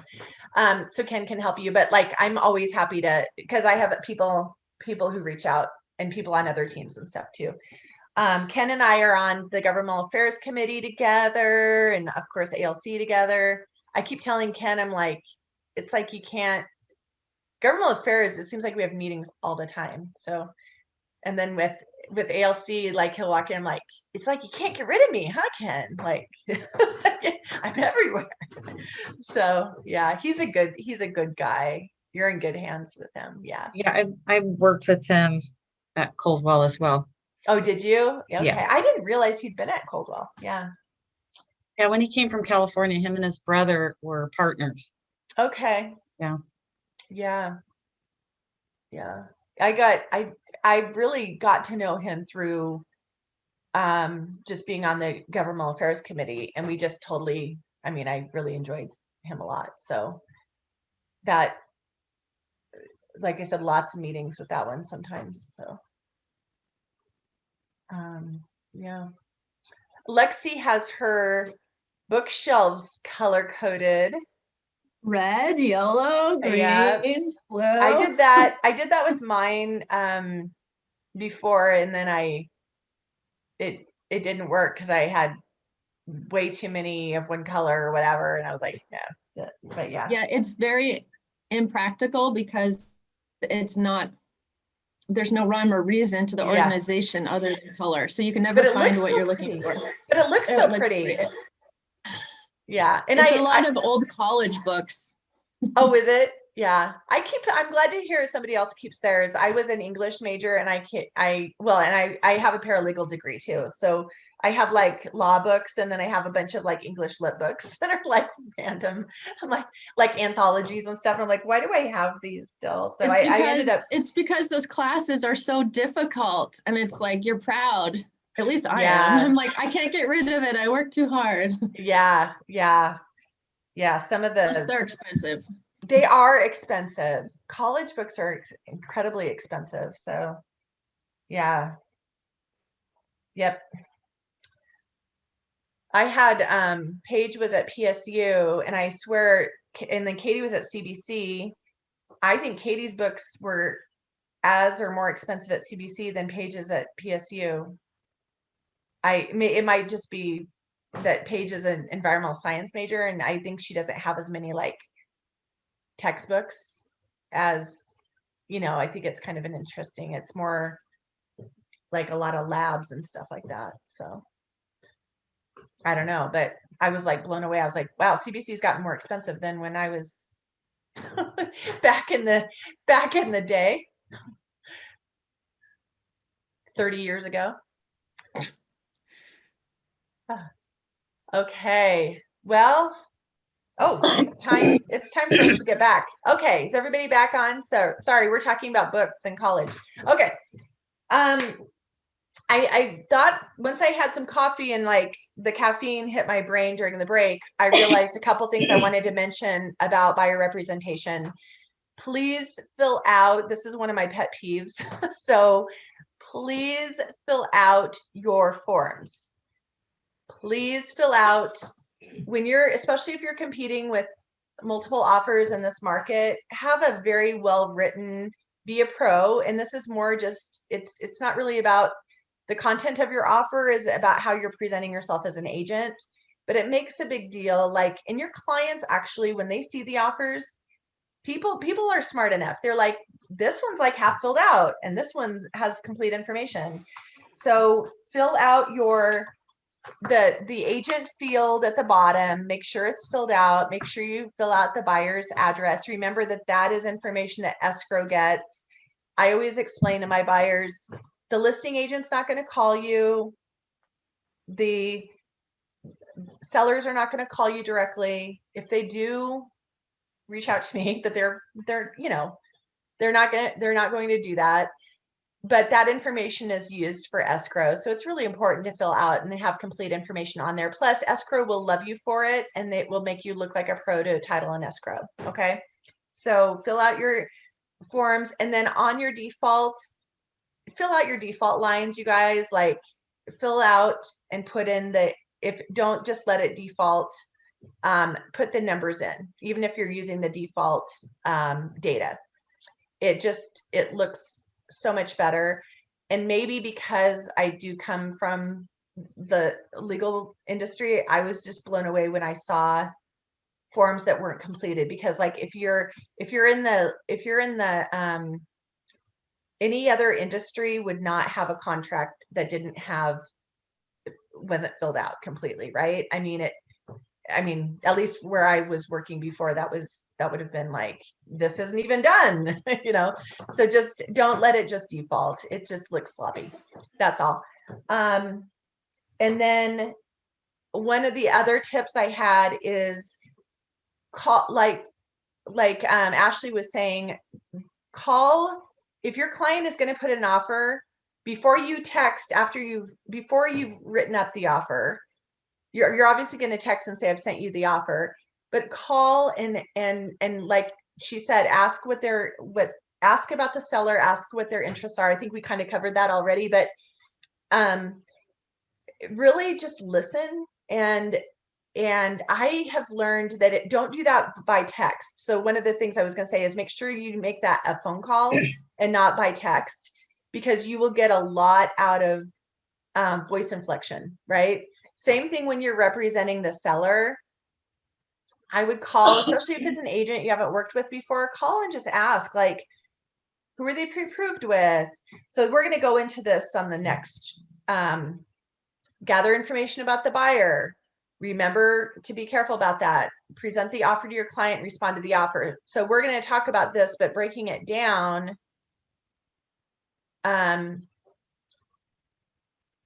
before you're even getting to the point of reviewing the offer with your client, what I want you, well, this is for you to review it yourself, but you should also call and just make sure that the information that the buyer's agent sent you is correct, like what they wanted. It's really important to, if you see that they have a 35 written on the addenda line and there's no form 35 with the offer, it's probably in your best interest to call and be a pro and say, did you intend to submit an inspection contingency? Because guess what, if they did and they didn't include it, you could just still end up with a deal that goes south, right? So just be a pro and make sure, if you talk to them on the phone already when they were showing the house and they're telling you that their clients are conventional, and then you get a financing addendum that says FHA, which this has happened to me, I would call and say, I thought you said they were conventional, and now it says that they're FHA. Did something happen? And then I would just listen, because you could find out that they're like, yeah, they were hoping to be conventional, and then, they're going through a divorce, and the lender, they'll tell you all sorts of things. So sometimes I like to call and just go, tell me a little bit, and then you'll hear lots and lots of things that might be beneficial for your seller to know, right? So having a checklist is another good idea for reviewing the offer, just to make sure that all of the information, like you said, is correct and you have all the information. If you have associated docs and they weren't included, I would call and reach out before you present, make sure they've done that. Now, if you have multiple offers and it's important to do this, and you might not have time to do this. So this is another, going back to being representing the buyer.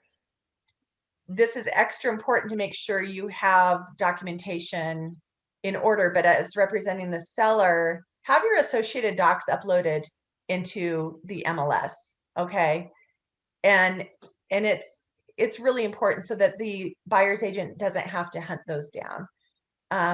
I will admit, because I'm a big person about admitting when I mess up, we had all of our associated docs in for my listing on McEwen, and then I had an offer, and it was actually after the offer was sent to me, and I'm looking for the seller disclosures and I didn't see them. And then I got a text like, hey, by the way, can you send me the disclosures? I'm like, oh no, I'm so sorry.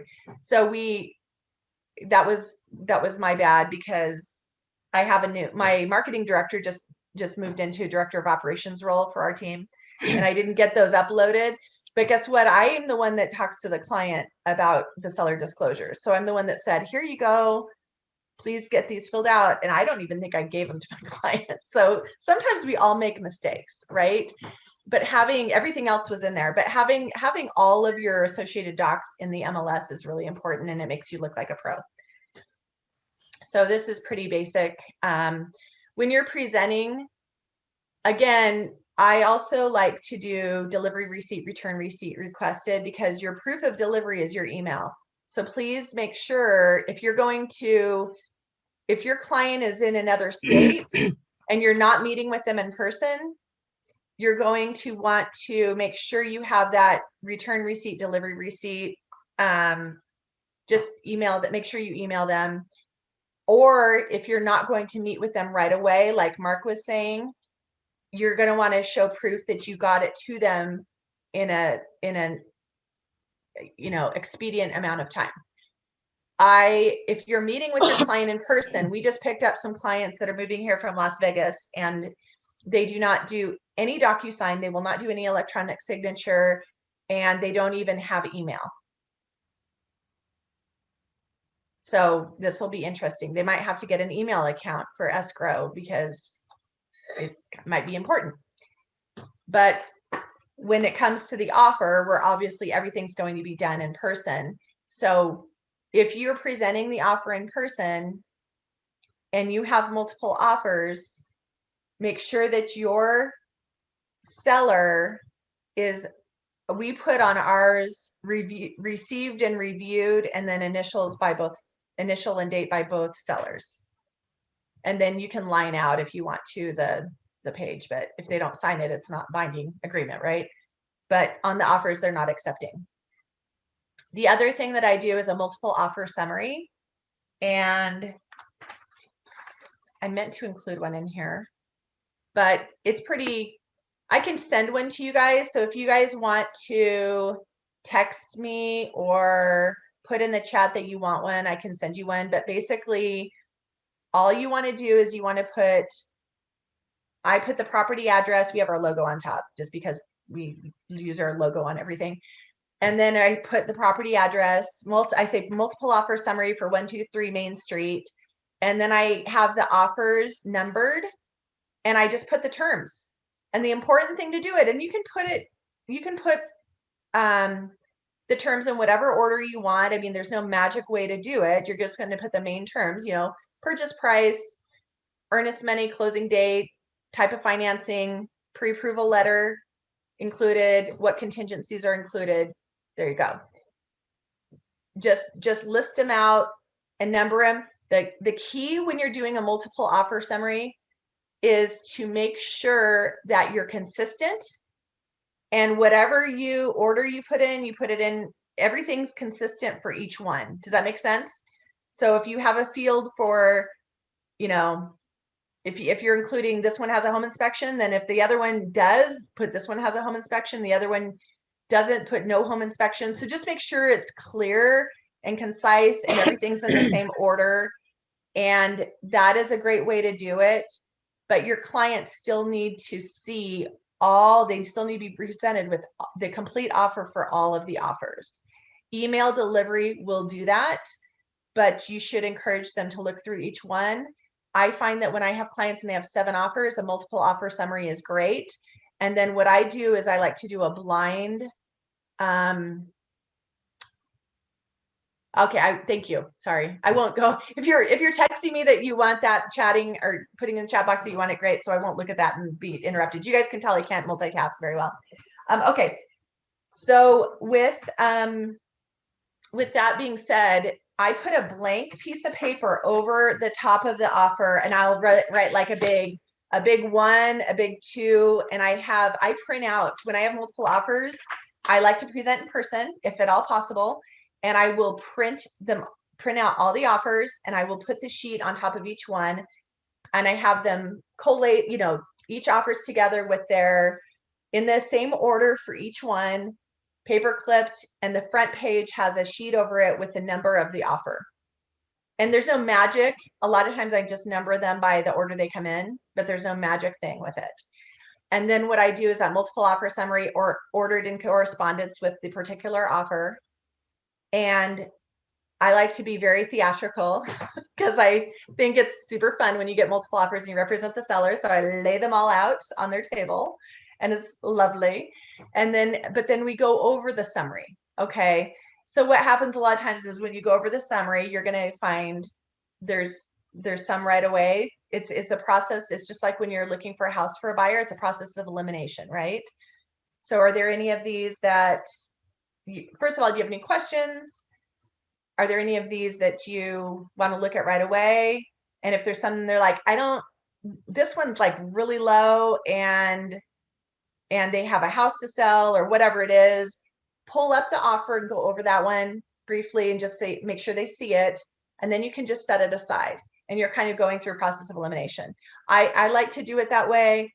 I think it works really well. And then have your client on, like I said, on the offers they're not accepting, have them sign off on that. So I'm sure Ron has gone over a lot of this with you guys, but anyway, so the decision, that's where the decision comes in.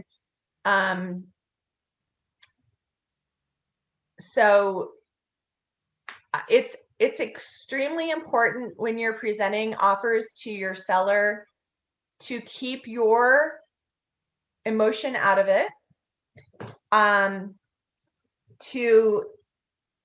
To make it their choice. Okay. So really, remember, like everything else, you're presenting them with the information so that they can make an informed decision.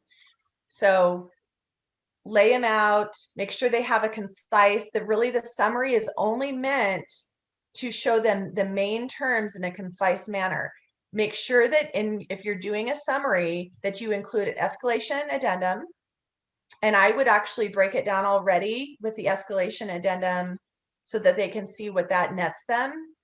And then also have on there, if there's a home warranty, make sure that that's taken off and you can, and don't use terms like HW for home warranty. I mean, make sure this is clear and concise so they can understand the main terms. And the purpose of the summary is really just to give them a big picture view, but then you're still going to encourage them to look at each offer, okay, before they make a decision. Questions on that?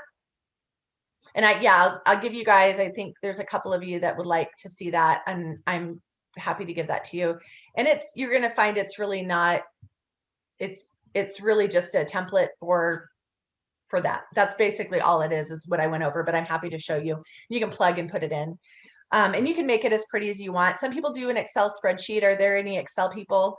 You can do it in a spreadsheet format. Yeah, Lexi. Yeah, that doesn't surprise me, Lexi. So you can do a spreadsheet. Remember the spreadsheets are really nice, especially if you have an escalation addendum to do one. And the nice thing about doing a summary like that is I don't use Excel, but maybe I'll want to get Lexi. Maybe Lexi, I should get yours. But yeah, but I like mine is a little bit more simple, I guess. I don't use Excel. It's just sort of bullet points and numbered in the main terms of each one. But the Excel spreadsheet's really nice because then you can plug and play. You could set up your template code, your formula in Excel, and then every time you get, with an escalation addendum, you could get that in there and you can dial it as long as you have your formulas correct. If you don't, remember with that escalation addendum, if you don't know how to use it, don't use it. Okay. Or learn how to use it first, right? Okay. Most of the time people try to overcomplicate it, in my opinion. It's pretty straightforward, simple math, but people try to overcomplicate it.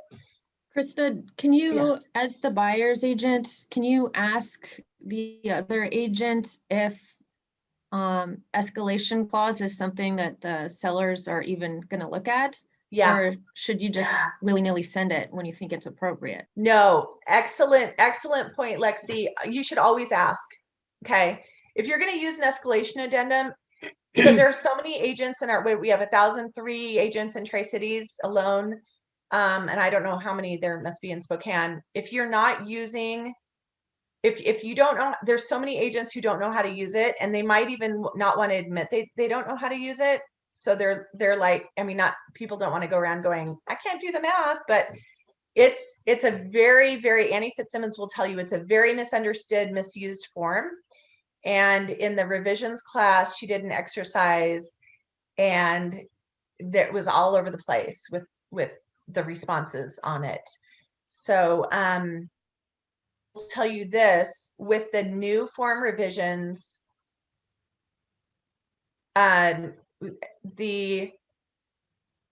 be careful with, it's not as much the escalation addendum, but the 22A and the 22AD, you're going to need to be looking when you take the forms class, this isn't the forms revisions class, so I don't want to get into it, but you guys need to make sure that you understand these new form revisions really well.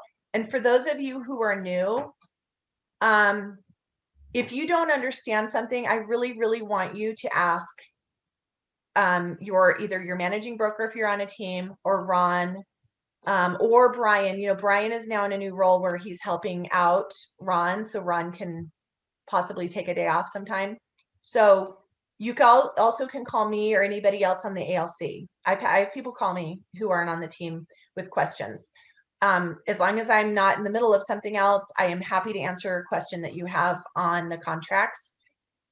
But it's really important that you guys take the classes and then ask if you don't know, because there are some pretty major changes that have been implemented. And I will tell you that the 22AD, which is the additional down payment in lieu of low appraisal addendum, which I used to love to use that, you guys representing buyers, and go, as long as my buyers had the cash and they were okay with it, your buyers need to clearly understand the risks associated with that form.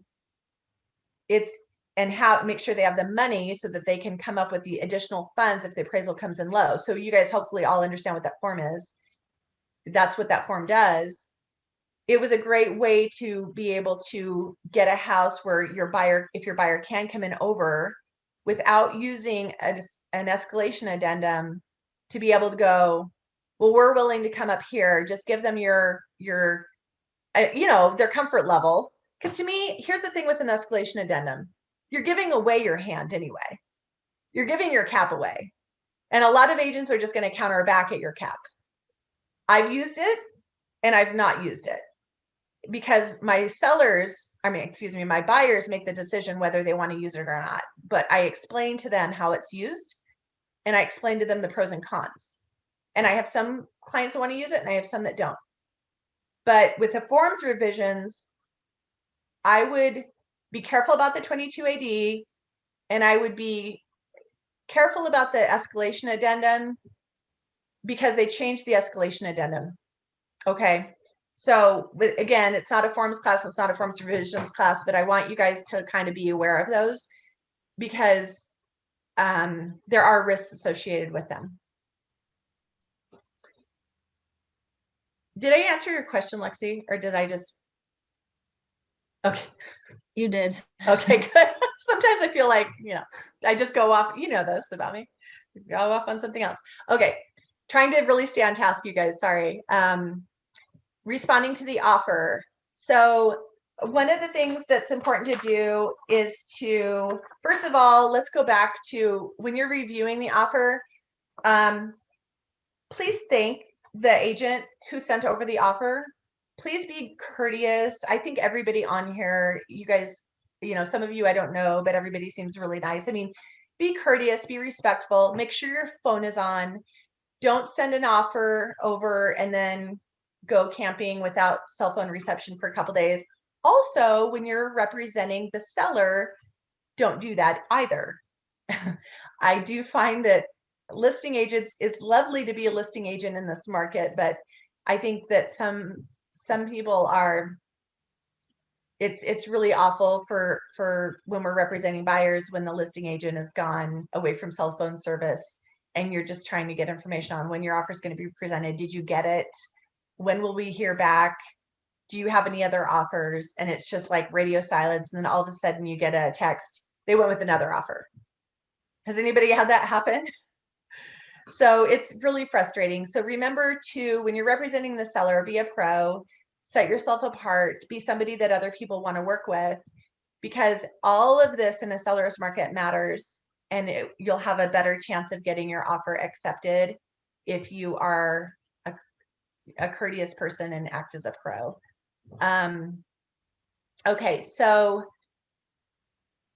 then, make sure if you get a call from, as a listing agent, if you get a call from a buyer's agent and they're like, I'm sending you an amazing offer, that might be a good time to, if you have time, just ask them some questions.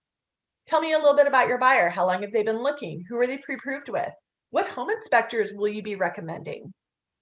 If you guys have particular concerns about home inspectors, maybe that's a good time to have a conversation with them about that. And of course, the buyer can pick whatever home inspector they want, but sometimes it's nice to be able to go, I've done it where I've given my opinion on, oh, really?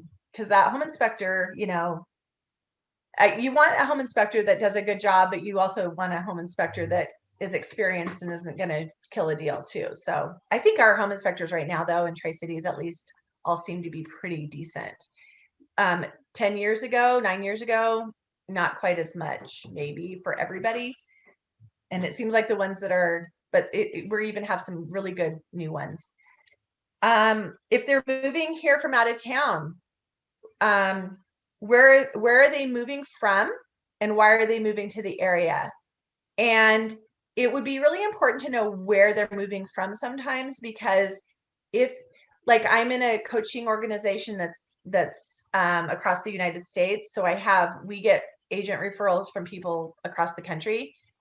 And when I'm representing, either on my listings or when I'm representing the buyer, it's always important to know where the buyer is coming from, because their perceived idea of real estate, our experience is our mindset is all about what we know, right? So if they're coming from like Mississippi, and houses are, the average house is like $180,000. I mean, I'm not sure that it is. I'm just throwing that out there. They might come up here and they might have sticker shock. Okay. So it might be nice to know, or they're coming from a market that's not as fast moving. So it's just kind of nice to know as much as you can. Why did they select the property? What did they love about the home? Okay. And that's good, because if they really love, if she's like, oh, you know what, they loved how clean it was, and the staging, I just have to tell you, was beautiful. They walked in, and I mean, I know this doesn't matter because the furniture is not going to come with the house, but it just looked so nice, and we loved how it was staged.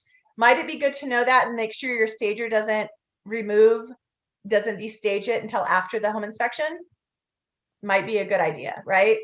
I mean, usually my stager won't do that until after the home inspection anyway, or maybe until right at the very end. Maybe you even want to have the walkthrough and then have the stager get everything out right before closing, because it's like that. You want that house to be presented how they loved it, right? In that wonderful condition. So the other thing is, obviously if they have a home to sell, if they're pre-approved, it's okay to give your opinion on the lender. If you've had a bad experience with a lender, I mean, without trash talking people, you can say, you know what? I haven't had, in my past experience, hasn't been so great. I would love it if you could at least get a pre-approval with this lender. You know, remember, it's a seller's market. And you can have a great offer, but if it can't get closed and you're going to have to put the house back on the market, that might not be such a great idea. So have they made any offers on any other properties? That's really important to know. Oh yeah, they've made an offer on 5 and none of them worked out. Why? Tell me about that. We just had one of the agents on the team had a listing and had 6 offers. And the very first person that offered on it, it was a cash offer. And the buyer's agent told the agent on my team that they had just backed out of another house, from buying another house. And so they told us which house it was. So the agent called and found out what was going on. And there actually was some problems with the house and the legitimate reasons why this buyer backed out. But do your due diligence when you represent the seller. Okay. You know, somebody might not tell you something. It doesn't hurt to ask. Right. So I ask when I represent the buyers, you guys, I ask, can you tell me what the other offers are? And I am surprised. Sometimes people will tell me, and that's okay. And guess what? It's hopefully they have permission from their seller to tell, right?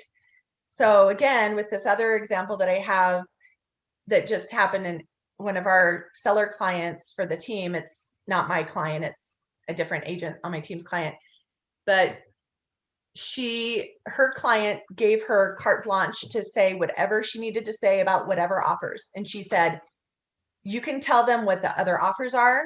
You can show them the other offers. I didn't recommend we show the other offers, but she said you can tell them. And so she was able to get the buyer for the home to waive home inspection, all cash, $20,000 over.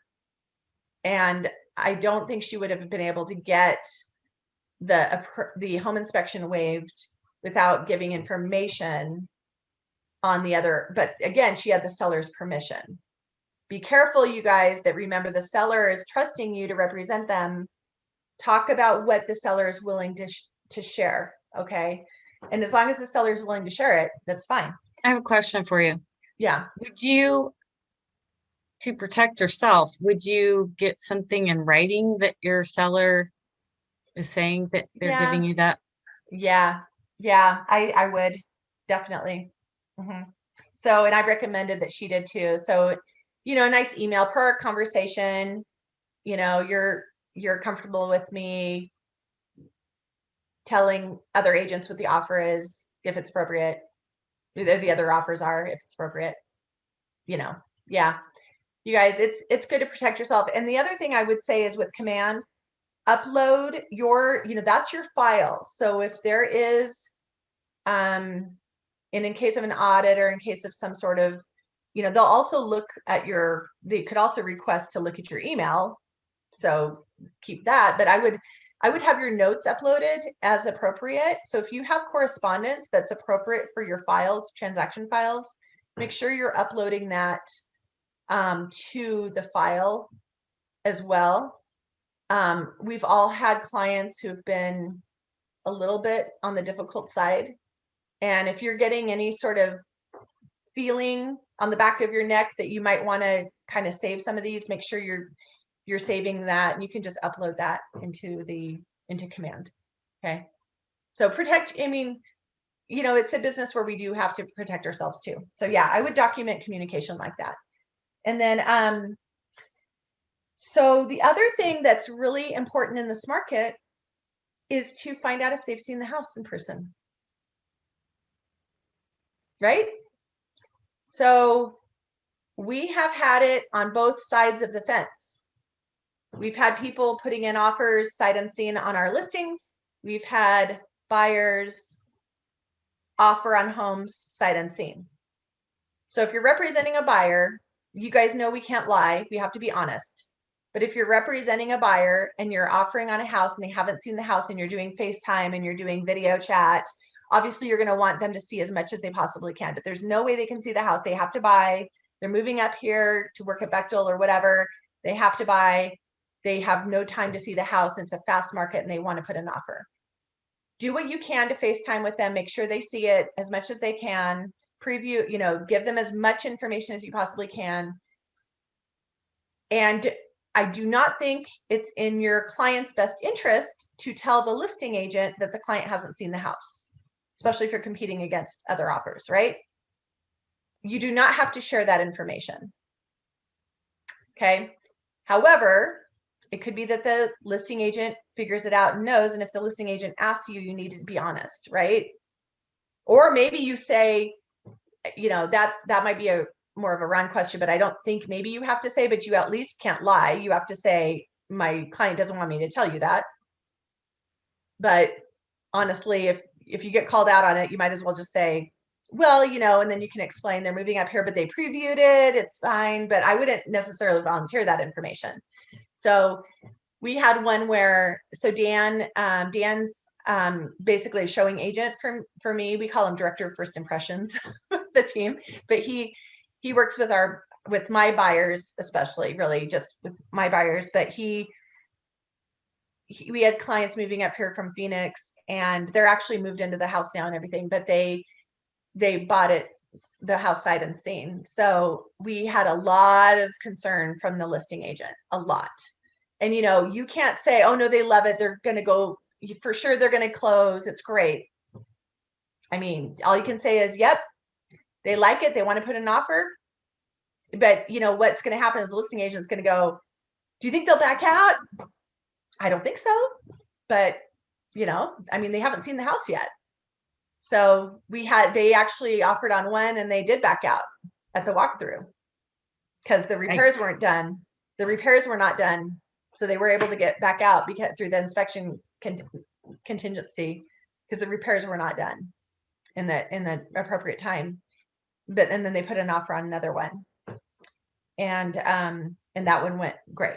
But and that's another thing, make sure your seller knows, I'm probably getting ahead, but make sure your seller knows, this is probably more of an under contract class thing, but what are your expectations? Keep power on for the home inspection.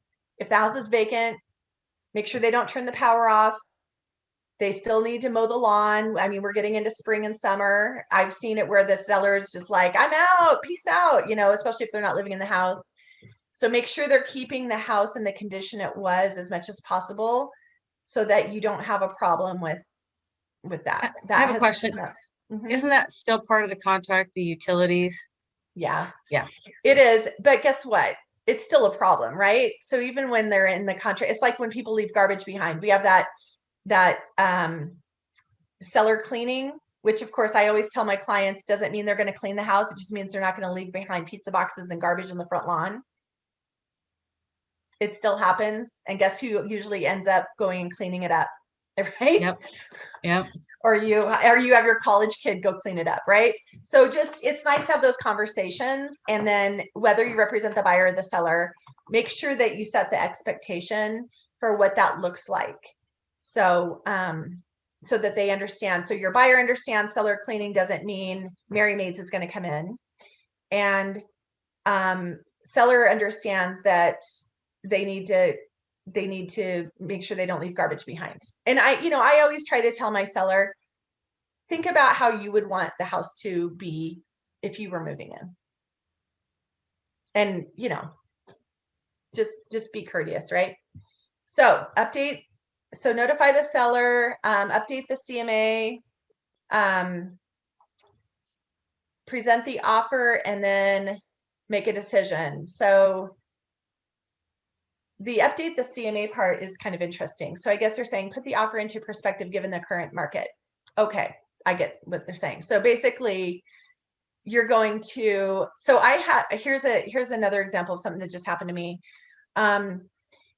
So I had some sellers and they wanted to start off a little high, and then we ended up reducing the price and they're under contract now. But they actually ended up getting 2 offers after they reduced the price to where I wanted them to list it in the first place.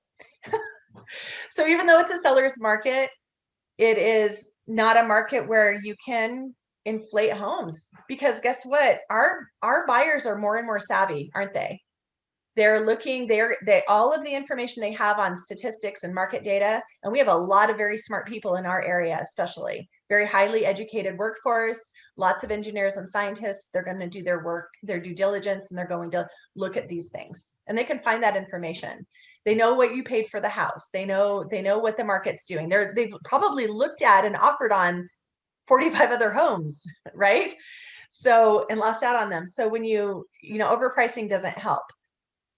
So if I had some sellers, and then they were like, the wife was like, I'm losing $10,000. I'm losing $10,000. And I said, you're not losing $10,000 because you never had it. Now, I actually said that kind of like that to her, which was pretty direct, but these people, this is the 4th transaction I've had with them. So I know them really well. And then but so you might want to like say that a little bit more tactfully, but really you can't. List price is this abstract thing, right? It's not concrete. So it's your seller needs to understand that as well. And that's probably not playing it. That probably only happened with me because I had an overpriced listing for a hot second. We actually reduced the price 2 times within a week because I was like, we're not keeping this on the market. But it's probably not happening to you guys. But when the market shifts, it will happen. And you'll have to have more of those conversations about putting that price into perspective. I would say one of the things that you guys need to worry about right now is making sure that your sellers aren't accepting an offer where they're going to get a low appraisal, unless there's an addition, a 22 AD included, right? Or cash. Okay, so if you've got, buyers are offering some pretty crazy things. And it almost makes me wonder if buyer's agents are saying, oh, you know what? If it doesn't appraise, the seller will just come down. So your seller needs to be aware of that too. Okay, I always try to offer in person. So talk about the contingencies. Like I said, make sure you understand the contingencies.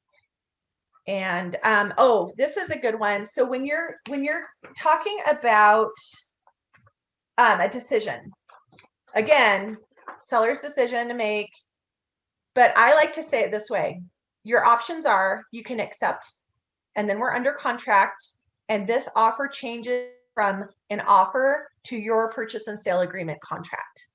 I started saying that within the last couple of years because a couple times I had people where they then reached out to me and said, when are we going to get a copy of the contract? And I'm like, you did. We're under contract, or they thought there was some other step or there was some other document. Okay, so make sure you're using terminology that your client understands, and you're explaining what happens, that when you sign this, then this becomes our purchase and sale agreement, and we'll be under contract. We'll open escrow. The buyer will deliver their earnest money. You're kind of talking them through the process again. You've probably already done that, but right now they're in a highly emotional state. Hopefully a good one. Sometimes it's not a good one. Sometimes they're sad. Sometimes it's bittersweet. Their husband died. That all the memories of where they're living, and they don't want to sell, but they are being relocated to another state. So depending upon their emotions, they're not going to remember the things that you talked about 30 days ago or a week, maybe even a week ago, because in this market, right? So you're going to say our options are accept, counter, or reject. And it also makes your seller feel in control when you give them their options. People like to have options and feel like they're in control, especially when they're in a heightened emotional state and a stressful situation like selling. Being in control makes them feel comforted. So the other thing I like to tell them is, if you counter an offer, because every once in a while we get a seller that goes, yeah, they want this home warranty. They're offering $10,000 above list price, but I don't want to pay for this home warranty. That's dumb. Can we just take that off? That might be an extreme example, but you have to remember that you're telling them that when they counter, what I like to say is this offer is going to go away. You're saying, I don't like your offer, but I'm agreeing to sell you my house at these terms. And I present it that way so that they can get that in their head, that they can't just go, oh, well, wait a minute, we'll go ahead and take that. And it's this automatic thing. So there's a process for that. Like I like to say, they offer, if you're countering, that offer goes away and you're basically offering to them. So that way they can kind of get that in their mindset. And, one of the things about rejecting is I very rarely have people rejecting offers now unless it's multiple offers, right? So encourage your client to counter. Remember that the offer you have at hand, if you only have one, which I know is kind of rare in this market, but there are chances that you only have one offer. If you only have one offer, try to see if you can make it come together. What can you do to make it? That's what our job is, right? Let's make it come together, because your first offer is often your best. Have you guys heard that before? Your offer that you have at hand at least could be, and it doesn't mean that particular offer is the best, but that buyer, right? Your first buyer, let's try to get them going, because you don't know when the other one will come along. So we might have to counter and at least counter back at, at list price or at the terms, what terms do you want? And let them counter back. But just walking away, and when people are insulted, I find that they want to just walk away, and that's an emotional decision. So make sure your client is making a decision based on what's best for them and not just emotion. And that sometimes is hard. These things sometimes will happen more when it's a buyer's market again, which it will be at some point. So, but because then you'll have people lowballing more, and you'll have sellers, getting mad and just wanting to be done. And trying to keep people at the table is a skill that is good to develop as well. And taking a negotiation class, you guys, I highly recommend. Go ahead, Lexi. I have been in the situation, not this year, but in previous years, where the buyers wanted to offer a lot less than what it was listed at. And you have to present what they want you to present. But I felt like I needed to apologize to the other agent. Should you just keep a poker face in those situations, or should you tell the other agent, we're offering under, but we're willing to negotiate?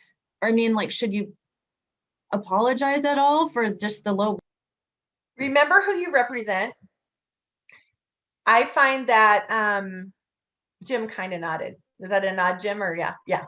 Remember who you represent. And here's why I say that. And that, until I took a couple negotiation classes, I probably did more apologizing.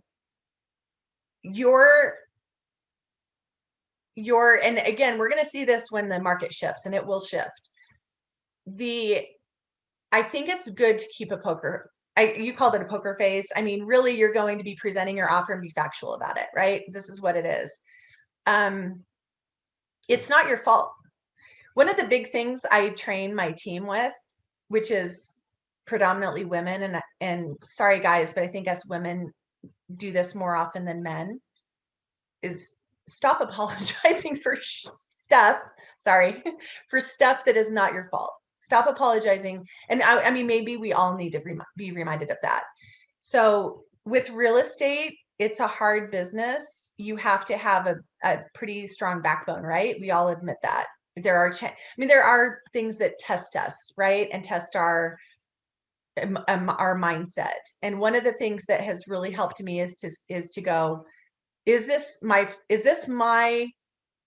responsibility, but it's not my fault. Does that make sense? So it's my responsibility to present this offer. It's what my client wants. Hopefully you've talked to your client about the market, right? So the more and more you do that, the less likely you are to get those low balls, but I still get them. I still get people that move here from Texas or whatever, and they're just like, or you just get a personality type that they want to have a negotiation. They just really want to have that win feel. Okay. I would say I would just present it. And I don't think that you need to apologize. And that's just more me coming from, so that your mindset's more protected. Does that make sense? And then it's also professional, and then you're not throwing your client under the bus because you represent that buyer. Then when if the agent comes back emotionally to you, because I've had it happen where they're angry. And again, when you're representing the seller, is there any reason to be upset because you got a low ball offer? No, you didn't write the offer. And your client didn't even write the offer, right? So presenting in a factual manner and presenting the facts and not apologizing is going to make you better. And you know what I like to do is think about what doctors do and what attorneys do. Doctors don't go, oh, Lexi, you have you have a kidney stone. I'm sorry, like if I'm making stuff up. You have a kidney stone, and I'm so sorry you've got this kidney stone, and I didn't want to tell you, and it's so bad. And no, you're going to be like, you have a kidney stone, this is how we're going to deal with it, right? So just kind of use that. And I know attorneys are the same way. It's like bad, stuff happens. And I think if you don't get emotionally caught up in that, and you don't let your oh, this is ridiculously low, horrible, then you're more likely to get your client to stay in a factual mindset. And then I always like to tell my clients that they're in control. So when my clients get low, when I'm representing the seller and they get a low ball offer, so I know you were talking about the buyer representation, but from a seller standpoint, I like to just say, first of all, I prepare them for that before I list the house. You might very well get this, especially depending on what the market's doing, right? Now, hopefully we're not seeing low ball offers at all, or at least very rarely, but it's nice to prepare your clients for that. When it was a buyer's market, that was the first thing I would say is you're going to get offers all across the board. I have no control over what offers you get, but I will help you how you respond to the offers, and you have control in how you respond to each offer that you get. And I will work with you through that process. That's how I would say it. And when you're representing the buyer, I would just be super educating them on the market. I give buyers, like if they're moving here from another market and I've educated them on the market and they want a low ball, I give them a freebie. And then I shouldn't say it because it's always their decision, right? But I give them a freebie, and then I get more and more, I educate them stronger and stronger as it goes on. And then if I get somebody who's not listening to me at all, I will probably find them another agent, because I don't have time. I don't have time to, especially in this market, I don't have time to work with people who aren't going to listen to me. So it's like, same thing with like a seller. If you like with these people that I had where and you guys are don't go look at my listings because you'll figure out who it is. And they're very nice people, you guys, they're very nice people. But if I have people and they want to list it over the range that I recommend, which doesn't seem to happen that much, but then I say, if I'm going to agree, and it's your choice, you might say, well, maybe I'm not the agent for you. And that's okay. It's okay to turn away business that's not right for you. But you can also say, okay, let's go ahead and set right now the dates that we're going to do a price adjustment. If you don't have the amount of activity that we need to have in order to assure you that you get your house sold in a reasonable amount of time for what the market's like right now. So the market right now is at least 3 showings a day and an offer in a week.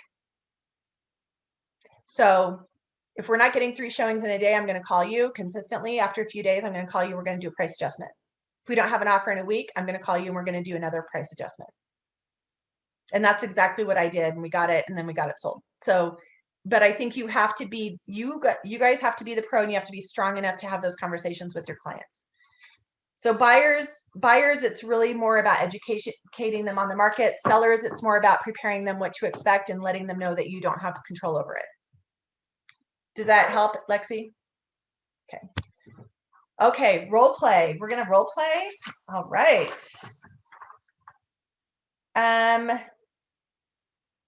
You guys are doing a lot of role play in Ignite. I like it. Putting people on the spot. Who wants to role play?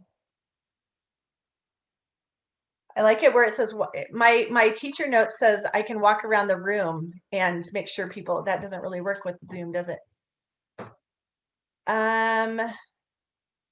Thank you, Tara. Okay, had a couple people that have to go. Thank you. Hopefully I'm not boring you to death. And people really do have appointments. If not, lie to me. Tell me you have an appointment. Okay, who wants to role play? Mark and Jim, Donnie, Lexi. Who else do we have on here still? Oh, we have a lot of people on here. How about somebody who hasn't participated yet? I feel like that college instructor that's calling people out on the spot. I think it would be really great to, let's have a conversation around, I mean, I kind of gave you guys some real examples, right there, but does anybody want to practice what that would look like? Maybe with a buyer, educating them on, what about a buyer who wants to go in? Okay, let's give a scenario and then let's see who wants to participate. Let's be brave. So there's a house for sale. There are already 3 offers. It's a perfect house for your buyer. You know it. The buyer loves it. And the buyer's like, I want to put in an offer. You're like, great. What are you thinking in terms of purchase price? And your buyer says, let's say it's $250. Your buyer wants to come in at $210. There's already 3 offers on the property, right? And it's in that $200,000 price range. How would you handle that? Who wants to take this one on? Because I think this is a good, I think we're talking about sellers, and we're talking about something else, but I think this is really good what Lexi brought up about people not wanting to listen to you about the market. Does anybody care to jump in on that? If you want, you can be the buyer and I'll be the agent. Nobody? I can. Okay, yay. Okay. So Lexi, you're the buyer. I'm taking the hard road. I'm the agent. So you can be hard on me. It's okay. So Okay. Lexi, you want to offer $210. The property is listed for $250. Just so I'm getting this straight. There are 3 offers currently on the table according to the listing agent.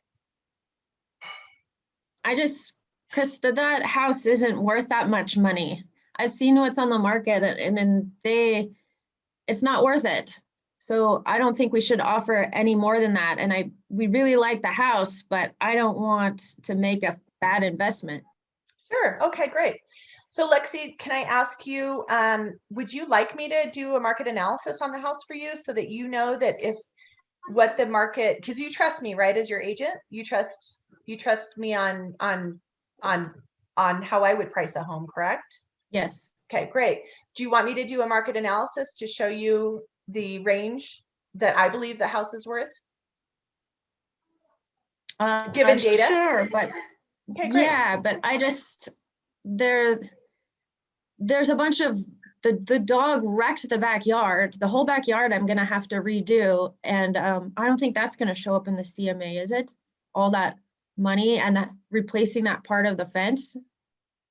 So the properties that we're going to compare it to are properties that have sold that are similar to that property. Okay, so we'll be able to show you photos of the comparable properties. I mean, is she talking like the whole yard's torn up? Like, I'm like, you're killing me here. Like, well, I'm just trying to make it a tough conversation. Yeah. Okay. So Lexi, let me ask you this. I can do the market research and I can show you what other properties similar in square footage, year built, and similar conditions. Some of these might not have the torn up yards. They might not have a fence that needs to be repaired, but they might have some other issues with them. And I can show you a range, but it really comes down to what you feel comfortable paying. We've looked at a lot of homes. Because I'm assuming that if you're working with somebody in that 250 price range, you've looked at some homes, right? So we've looked at a lot of homes. Do you feel that this house, what makes you feel that this house is not, and they have 3 offers on this, so they have 2 other people who are maybe, we don't know what they offered, but what we do know is that houses are usually selling for list price or up to 3% above list price in this current market. So given that data, and those are facts. So given those facts and knowing that I have data that supports that this house is priced appropriately. So let's just say we showed them that. Why do you feel that you, do you think that it's wise to go to offer 210,000 on the home?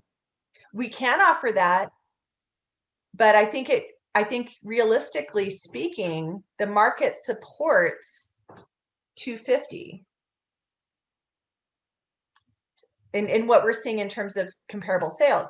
Now on this particular house, we don't know what it will sell for exactly, but in the past month, houses listed for $250,000 have, and this is where you need to know your numbers exactly, but you can tell them. And what I would do with somebody like that is I would go back immediately and give them data, because I work with so many engineers. Like, they're going to listen to me, but they're also going to want to see it.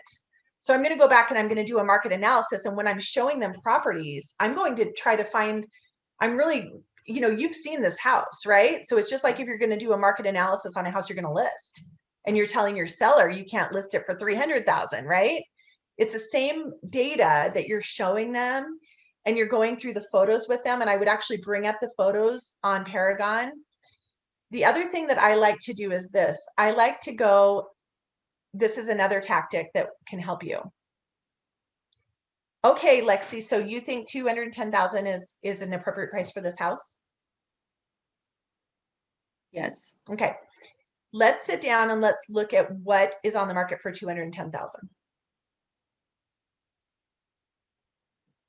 And I've done this before, and I've done it where, because typically you're going to be writing up an offer. Maybe you're going to be in the Keller Williams conference room, and you can put it up on the big screen.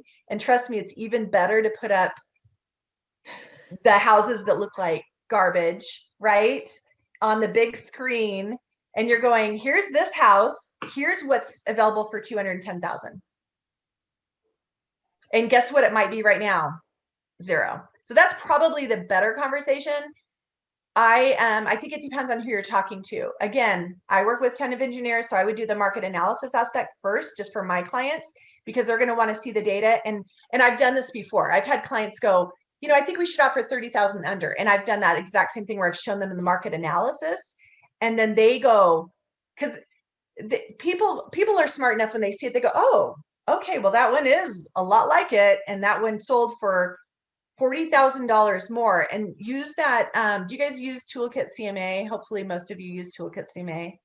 I love the page that has the property graphs, especially because you can see days on market, and you can see how far above list price it goes, and the average the list to sale price ratio is a great one to show them. But you can do this all even on Paragon, right? Show them the data. But if you have somebody who's not an analytical, I would show them, if they're more an emotional buyer, and show them that visual. This is what you can get for 210. And I've done it, and it's like, oh, the other thing, this is totally off topic. Well, not totally off topic, but kind of off topic. If you're working with a buyer and they want what I call a unicorn, so we call it a unicorn on my team, which is the house that doesn't exist, right? Because they don't exist. I want to pay $300,000, and I want to get 5,000 square feet in Westcliff with an in-ground pool built by Solferino or whatever, Infinity, whatever.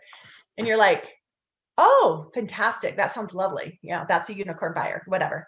So what you do is you go in and you can do that same exact thing that I just did, and you can show them, but you do the search right in front of them. And if you have clients and it's COVID, they're COVID averse and you don't want to meet with them, you can't meet with them in person, do a Zoom and share your screen and go, this is how I search for properties for you, and do the search that way and show them what you're finding based on their criteria exactly that they've given it to you. Oh, $300,000, da da da da da da da, and then they'll see the 0. And then go figure out the one piece that if they changed it, they could get their house, because we all know what that is, right? So what would it be? Probably price. And if you know that they can go up, or whatever it is, location, price, you know, that one, there's always that one piece of the equation that if you changed it, they could get what they wanted, right? And then it would be a horse and not a unicorn. Change that and then show them what they could get. That is the best tip for getting a buyer off the fence that I found, if you have a unicorn buyer. But you can do the same thing with somebody that wants a lowball. So it's all about self-discovery, right? Okay. Does that help? Hopefully. Okay. Responding to the offer. So we did our role play. There you go. So now you're convinced you're going to pay $250, right? So, you were tough on me. I'm embarrassed when I hate to do these. I shouldn't say I hate to do role plays, because role plays are great. We do them with our team, but it's intimidating when it's in this big group. Okay. So right now we're in the recap and ahas. Okay. So this is great. So we're going to talk about, and then we go into, so I'm just going into like, wow, we've got a lot. We do have more to cover. Okay. How are we doing on time? So we're doing okay on time, but let's go through this. Does anybody need a break? Are we good still? Let's do some ahas and takeaways. And then if you guys need a break, put it in the chat and then we can go there. And that, I promise I won't call you out for needing a potty break. Let's talk about ahas to achievement. Any ahas, any takeaways, anything that you guys would do that you can think of would be anything you want to share? I mean, you guys are out there working with buyers and sellers. Is there anything that you found that works for you when in writing up offers or representing sellers with offers that you want to share? I haven't done much with the resale, so I appreciate all of your tips.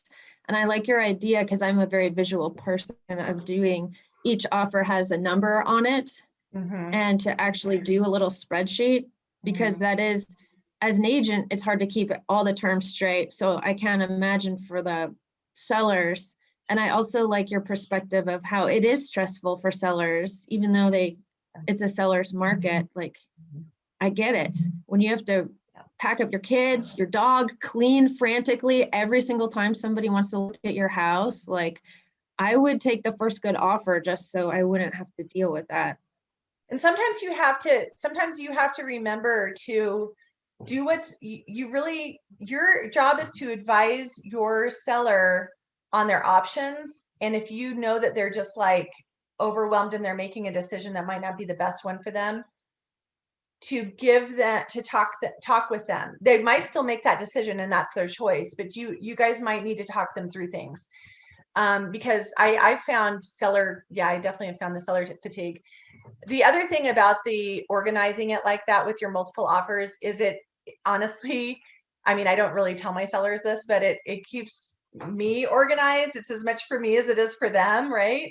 And then and it does look impressive, you know, and it's kind of nice, you know. It's like one of the benefits of this market is like, and make it a isn't this great? But then remember to be the calm focus. Everything we do, you guys, when we're working with submitting and receiving offers, so depending on, no matter if you're representing buyers or sellers, I find that there's a lot of emotion wrapped into real estate, and especially with inspection responses, which we're not discussing today, but with the offer process too, and negotiation, the more level and calm you are, be the calm in the storm, right? Be the calm in the storm, and try to remind yourself of that. I mean, I meditate now, because it's like, do what you need to do to keep yourself grounded. And whatever it is that you need to do to self-care for yourself so that you're able to serve your clients the best, I would do that, because they need you to be a rock, and they want to know that they can trust you, and that you're strong and you're there for them through that. And if you get caught up in the frenzy of everything, it's gonna, you can't serve them well. So okay, thank you, Mark. Okay, some people have to go. If you do have to go, totally, I understand, this is a long class. So great ahas. Just remember to be organized. And then when you go, the biggest thing too, when you're back to a seller, so when you're representing a seller and you're going through, whether it's one offer or multiple offers, make sure they understand all the terms. So you don't have to read line by line the entire purchase and sale agreement, but you should at least, if this is the first time you've worked with them as a seller, and that doesn't mean the first time they've sold a house, but the first time you've worked with them, you should know their communication style by the time you get an offer, okay? Because you've had your listing appointment and all of that, and you know their style, and you know their experience and how many homes they've sold. With my first time home sellers, I go through every document. I explain every single thing. With my Bechtel people, when they've come here and they've sold 10 houses and they've lived in 5 states, if I did that, they would go, oh my God, shut up, especially how I explain the contract. So with them, I'm going to go, these are your terms. Okay, and here's your offer, or I sent you the offer, here are your terms, and they're going to make a decision. So just make sure you know the personality type of who you're talking to, and whether one of the first things I ask when I'm on a listing appointment is, have you ever sold a home before? It's just like if you're working with a first-time home buyer and you're going to ask them, have you ever bought a home before? People forget to ask that of a seller. Okay, so find out that, and then make sure you're giving them the information that they need. I get told so many times that I'm thorough. I don't always think it's a compliment. Or I should say, I always take it as a compliment, but it might not always be meant as a compliment. But at least I know I'm explaining something so that people understand it, right? Like there's no lack of clarity. Or at least, I give them the opportunity to understand everything. And that's probably why I attract people who are very analytical. So mostly I think people mean it as a compliment. I think sometimes I get caught up in the details, but make sure you're giving the information so that they understand. These contracts are important, and there's lots of little details, and especially with the forms changes. Okay, so I don't see any chats, so let's kind of power through. This is cool. It's in my brand colors. How cool is that? Oh. You guys don't know our team. It's Tiffany blue and red. So that's kind of exciting. Okay, elementals, goals to set your career on fire. 10 contacts added, 10 conversations a day, 10 handwritten notes, and 10 home previews per week. 4 10s. So who has been doing their 4 10s? Is everybody working on that? I have a stack of my thank you cards right here that I keep on my desk. I will give you a couple tips on handwritten notes, because I've done a lot of Buffini training and I've led a lot of Buffini training, which I know this is Keller Williams, and not Buffini. But when you go on a listing appointment or you have an initial buyer meeting, have these have note cards in your car, or ladies in your purse, and write a handwritten note the moment you're done and mail it off, and thank them for meeting with you and taking the time to meet with you. And it makes a big difference in something little. And then you can use that for your handwritten notes. Maybe you guys have already been told this in class, but if you do it and you have them ready, that's why I keep them right on my desk here. It's front of mind. And remembering to thank people for taking the time to meet with you. Not a lot of people aren't doing that because it's such a fast market right now. Okay. So we've got scripts. Oh, do not call. Make sure you're following the do not call rate. Does anybody use like Mojo Dialer? Anybody here use anything like Mojo Dialer or anything for lead gen?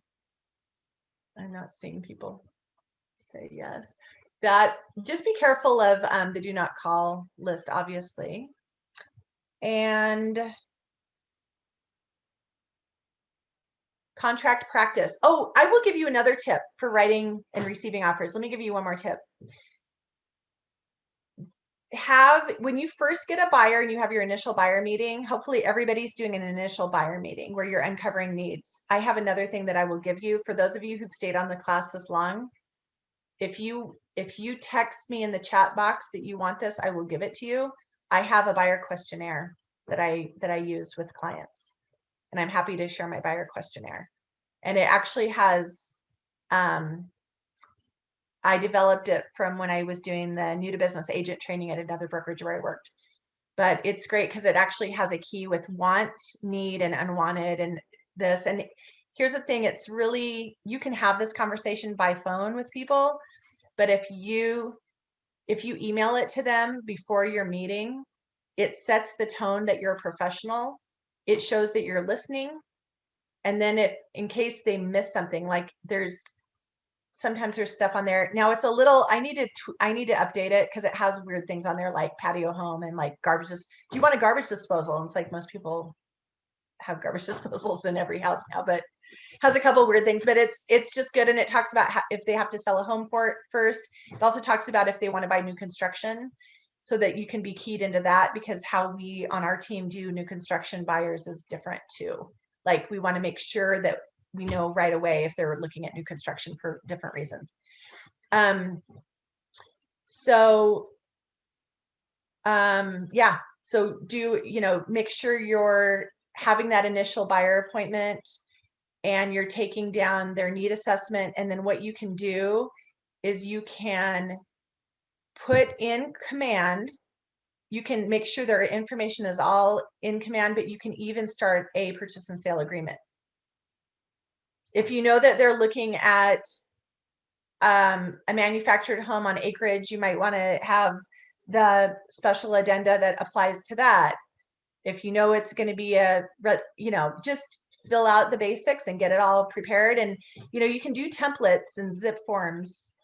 You can have a template already set up for a buyer. So I would have your documentation ready so that when you're ready to do it, it just makes you more organized, makes you a pro. So it looks like I have a few people that want that. So that'll be a good little yay. Okay, good. Yes, I will give you guys that. I'm happy to share that as a thank you for participating in the class today. I'm super glad we had such a nice turnout. It is only 12 o'clock. I'm going to stay around for questions and answers. I don't know if there's something mandatory about me staying until 1, but I think we covered stuff. There's no mandatory thing. Okay, thank you, Jim. I'm like, what are the rules here? I'm new on the ALC, so I'm like, want to not get in trouble. Okay, all right. Thank you all so much. If you have any other questions, reach out. And I don't see any questions, so just reach out and let me know. That must mean I am very thorough. And you guys can call or text me anytime. Thanks so much. I appreciate your time today. Thank you. Bye. Thank you Have very a great much. one. Thank you, Thanks, Krista. Appreciate it. Thanks. Bye. Thank you for all the information. Thanks. Thank you.